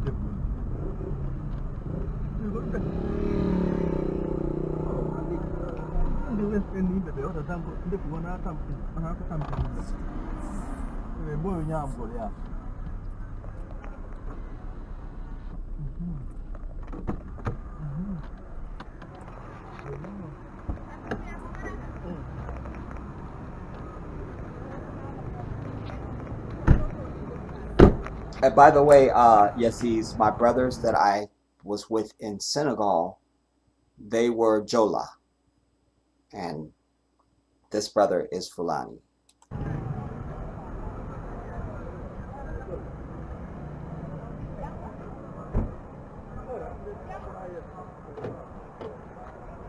Now that pink building over there is where we're going, y'all. Now listen closely. Listen. For the SIM card. MashaAllah. He goes, I don't know if I said something first, and he goes, for the SIM card. I go, oh, mashallah. Then he goes,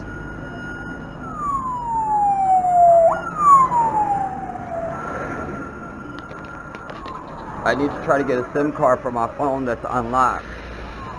right. I'm saying that to y'all.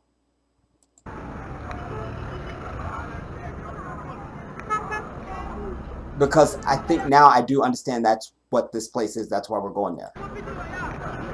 But listen.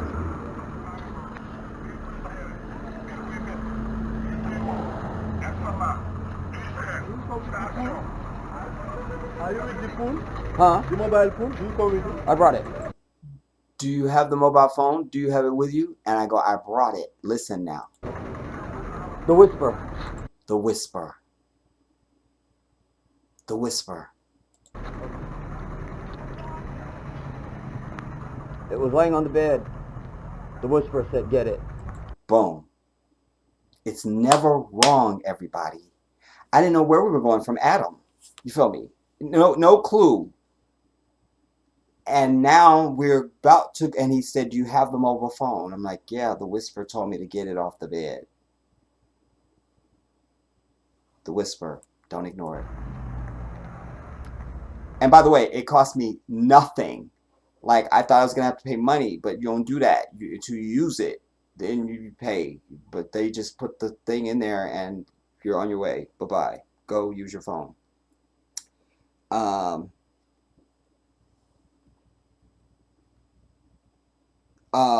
Lulu, salam alaikum to you as well. Alhamdulillah. No, it was not a culture shock because I was so prepared. And I'm going to speak a little bit more at length about that. There were some things that wouldn't classify as culture shock, but there were some things, but it wasn't culture. I was ready, man. I mean, even with the food, well, I'll just let this play because I'm not speaking. Anything that was put in front of me, I ate it. Because I'm not squeamish like that anyway. Like, I'm eclectic. I've had enough life experience. Nothing's really that foreign to me so much. Like, you know. So it was beautiful, man. It was beautiful. It was beautiful. No culture shocks. Other than, you'll have to go watch the video that I did about being attacked in Senegal. That, I don't want to get worked up.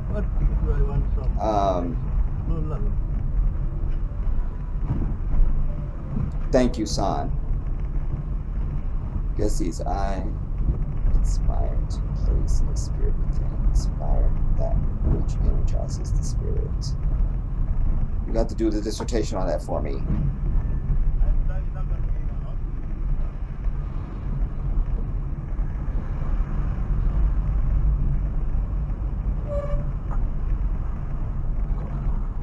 I don't know where we're going there, y'all. We're going to find out.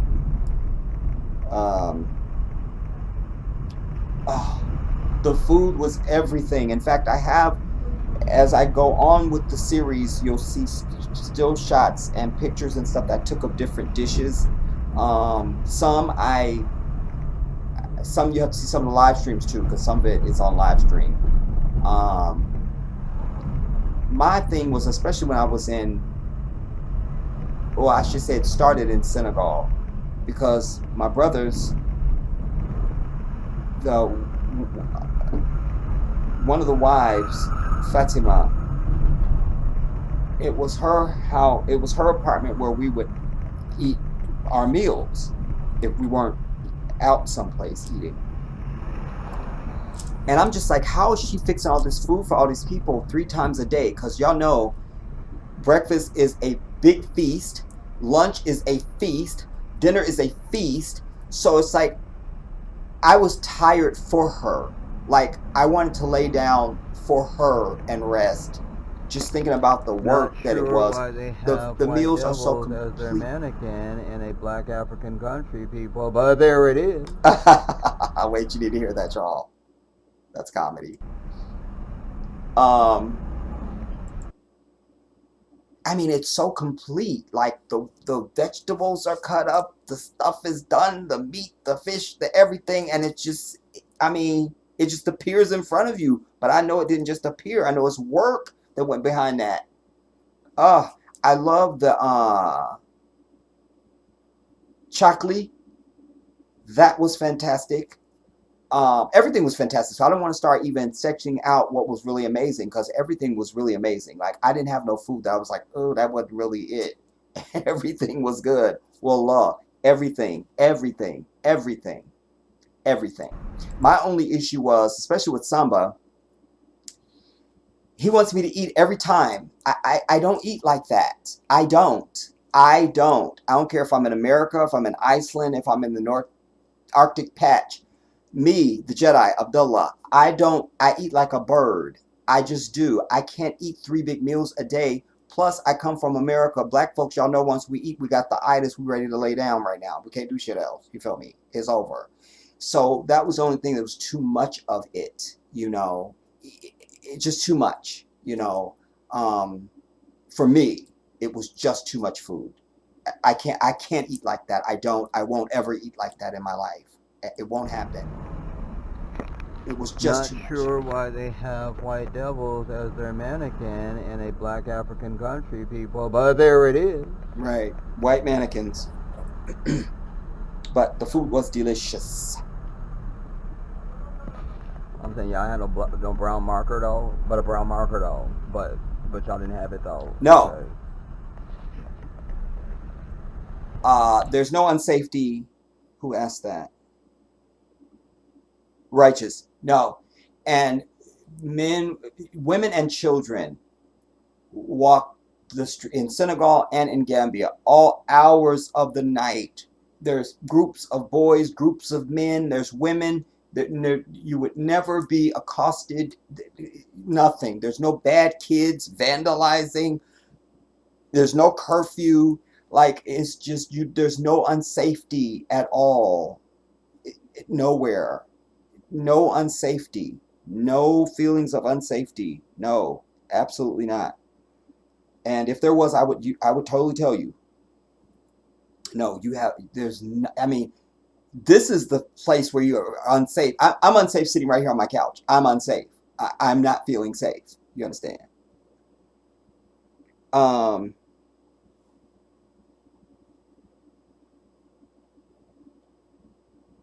Did they try and get you married? It's easy to marry a Muslim. Yes. No, they weren't trying to get me married. I'm the one putting out like, yeah, y'all know I'm looking for a queen right here. And there was a sister, there was a few sisters actually, but um it was also a revelation because it's going to be a little bit more, when you hear Gambia is an English speaking country, you just expect to get there and everybody speaking English, and that's not it. Even if they can speak English, they're going to speak Wolof. That's it. And then you could be speaking to somebody that speaks fluent English, and if you don't say, do you speak English? Oh yeah, I speak English. And then I was like, oh yeah, I do have that. Like, and then they pull that out and speak it to you. Like, you don't see me standing here speaking English the whole time?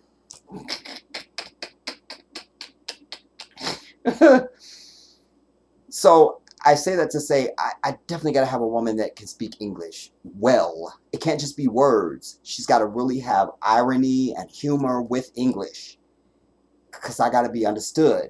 You understand? In this van, and And in front of us is like the Trotro in Ghana. There's a gazillion of them running around the city, I'll speak and on you it. just get a ride. You feel me?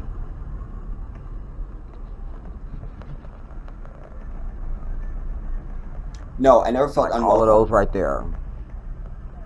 Senegal is the place where you just like, get me out of here. But Gambia, no, I didn't feel no, because Senegal, they are very proud of this French nonsense, you know, and so you could just ask somebody a question, what? Like they're insulted that you're not speaking French to them. They're very, don't get me started. Anyway, no unfeelings of unwelcomeness in the Gambia. Um, every place was very inviting. In fact, this ties into the food situation because there was a sister. We went by her house one evening. I, I forget how Samba told me he knows this sister. Very beautiful, of course. In fact, one day we were riding, and I was like, because I told Samba, I said, my wife is going to be named either Khadijah or Naima. So we were riding one day, and every time we pass this, I go, Khadijah, Khadijah, just see if anybody's going to turn. I'm like, if a sister turned, her name is Khadijah, then that's her right there. You feel me? But this sister, we went to her house, and her name is Kumba. And then she told Samba she wanted to fix a meal for me. I'm like, yeah, you feel me? So, and I took a picture of that meal. She asked, what did I want? So I knew the dish would probably be traditional. So it was just about what was the main thing that I wanted. So I could have had fish, or I could have been just vegetable, or I want meat. I want beef. Oh, and then they have this thing, y'all, and you'll see, I think in one of the videos I have here, because I seen Samba did it too, but like, like if you're eating something, if I'm eating something, I see a good piece of meat or a good vegetable or something. I don't know what they call it because I didn't get a chance to break it down with anybody to say, why do you do this? Tell me about this? But I will do that. They'll take and put it over so you can have it. It's very loving. Y'all know I'm here for that type of stuff. You feel me? And it was just everything, you know. And so I mentioned it because this sister, she had fixed this meal for me, and Samba and I went over and we were sitting and having the meal, and she was doing that, you know. She was, it's everything, y'all. It's just, you know, man, even Fatima, when I was in Senegal, a rack of us are sitting around the meal, and but the person who prepares the meal, the woman who prepares the meal, she's kind of the delegator. I'll just say it in these terms for you guys. And so she would do that, you know. Um, she's making sure that you're getting a good portion, and what's, you know, a great piece of fish that's been pulled, let's give you that type thing. It's just, I mean, it's new for me, so I went from 0 to 1,000. So it's very like overwhelming. Like because I'm one of these people. I don't really. It's easy for me to do something for you. It's hard for me to let people do stuff for me and honor me and stuff. I'm just I'm too. I don't have that in me, you know. So that wore on me, not in a bad way, but it wore on me, you know. Like, oh, okay, thanks, you know. Them three. That black and white one up there even. Yeah, those are all what I'm gonna call Tro, like the van you saw us in. Oh, thank you, Yaziz. Well, that sister was home. She felt like home. But her English wasn't good enough.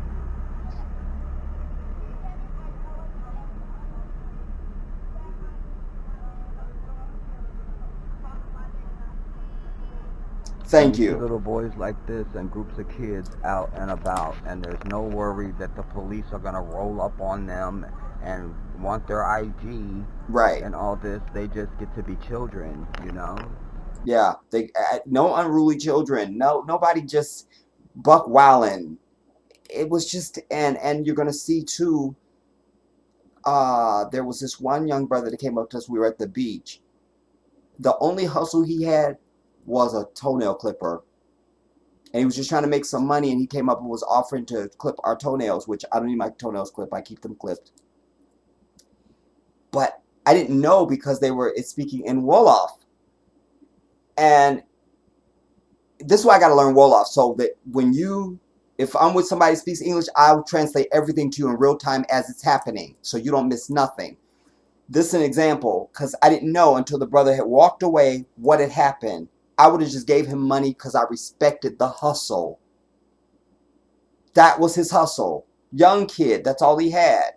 Boom, you just earned my respect. That earns my dollar. I'm here. But I didn't get a chance to do it because I didn't know what happened till it was over.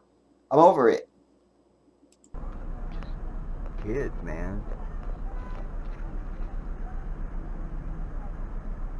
This was one of the traffic jams. One of the rare occasions where we were just stopped. And when that happens, usually like one person is doing something ridiculous or something. This was an aberration, really, because even Samba got irritated at this one. It was just like, what's happening?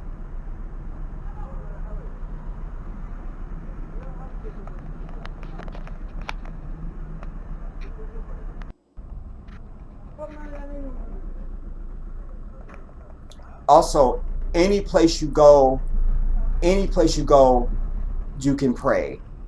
Everybody has something to pray, so it's you're good. It doesn't matter.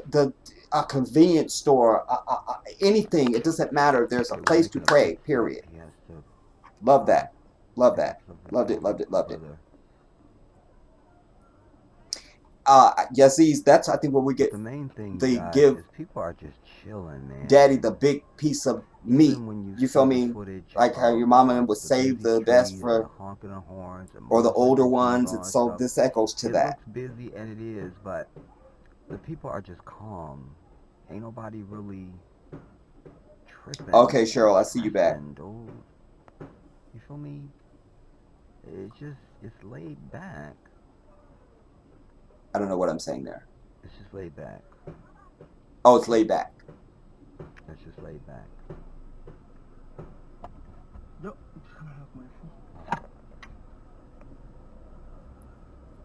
Yeah, people weren't stressed out. I didn't see anybody. I didn't meet or see or know anybody that was just like stressed out or seemed like they were having a bad day, or they just real chill, man. And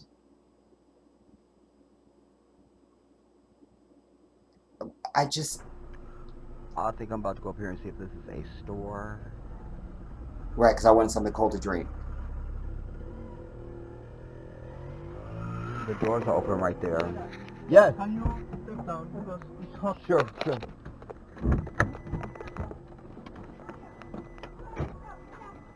Someone must have needed me to do something. I don't know what I'm doing there. Is I don't that a... Close the door. Oh, I don't remember. is that a store right there? Huh? Is that a store? Right there? What kind of store? Here? Yeah. And stores are everywhere too, everybody. Stores, convenience stores, little markets, they're everywhere. It's just they don't have a big sign that says 7-Eleven on them. You know, it'll just be a nondescript looking, but there you are. It's a store. No, but they don't sell this kind. Oh, okay.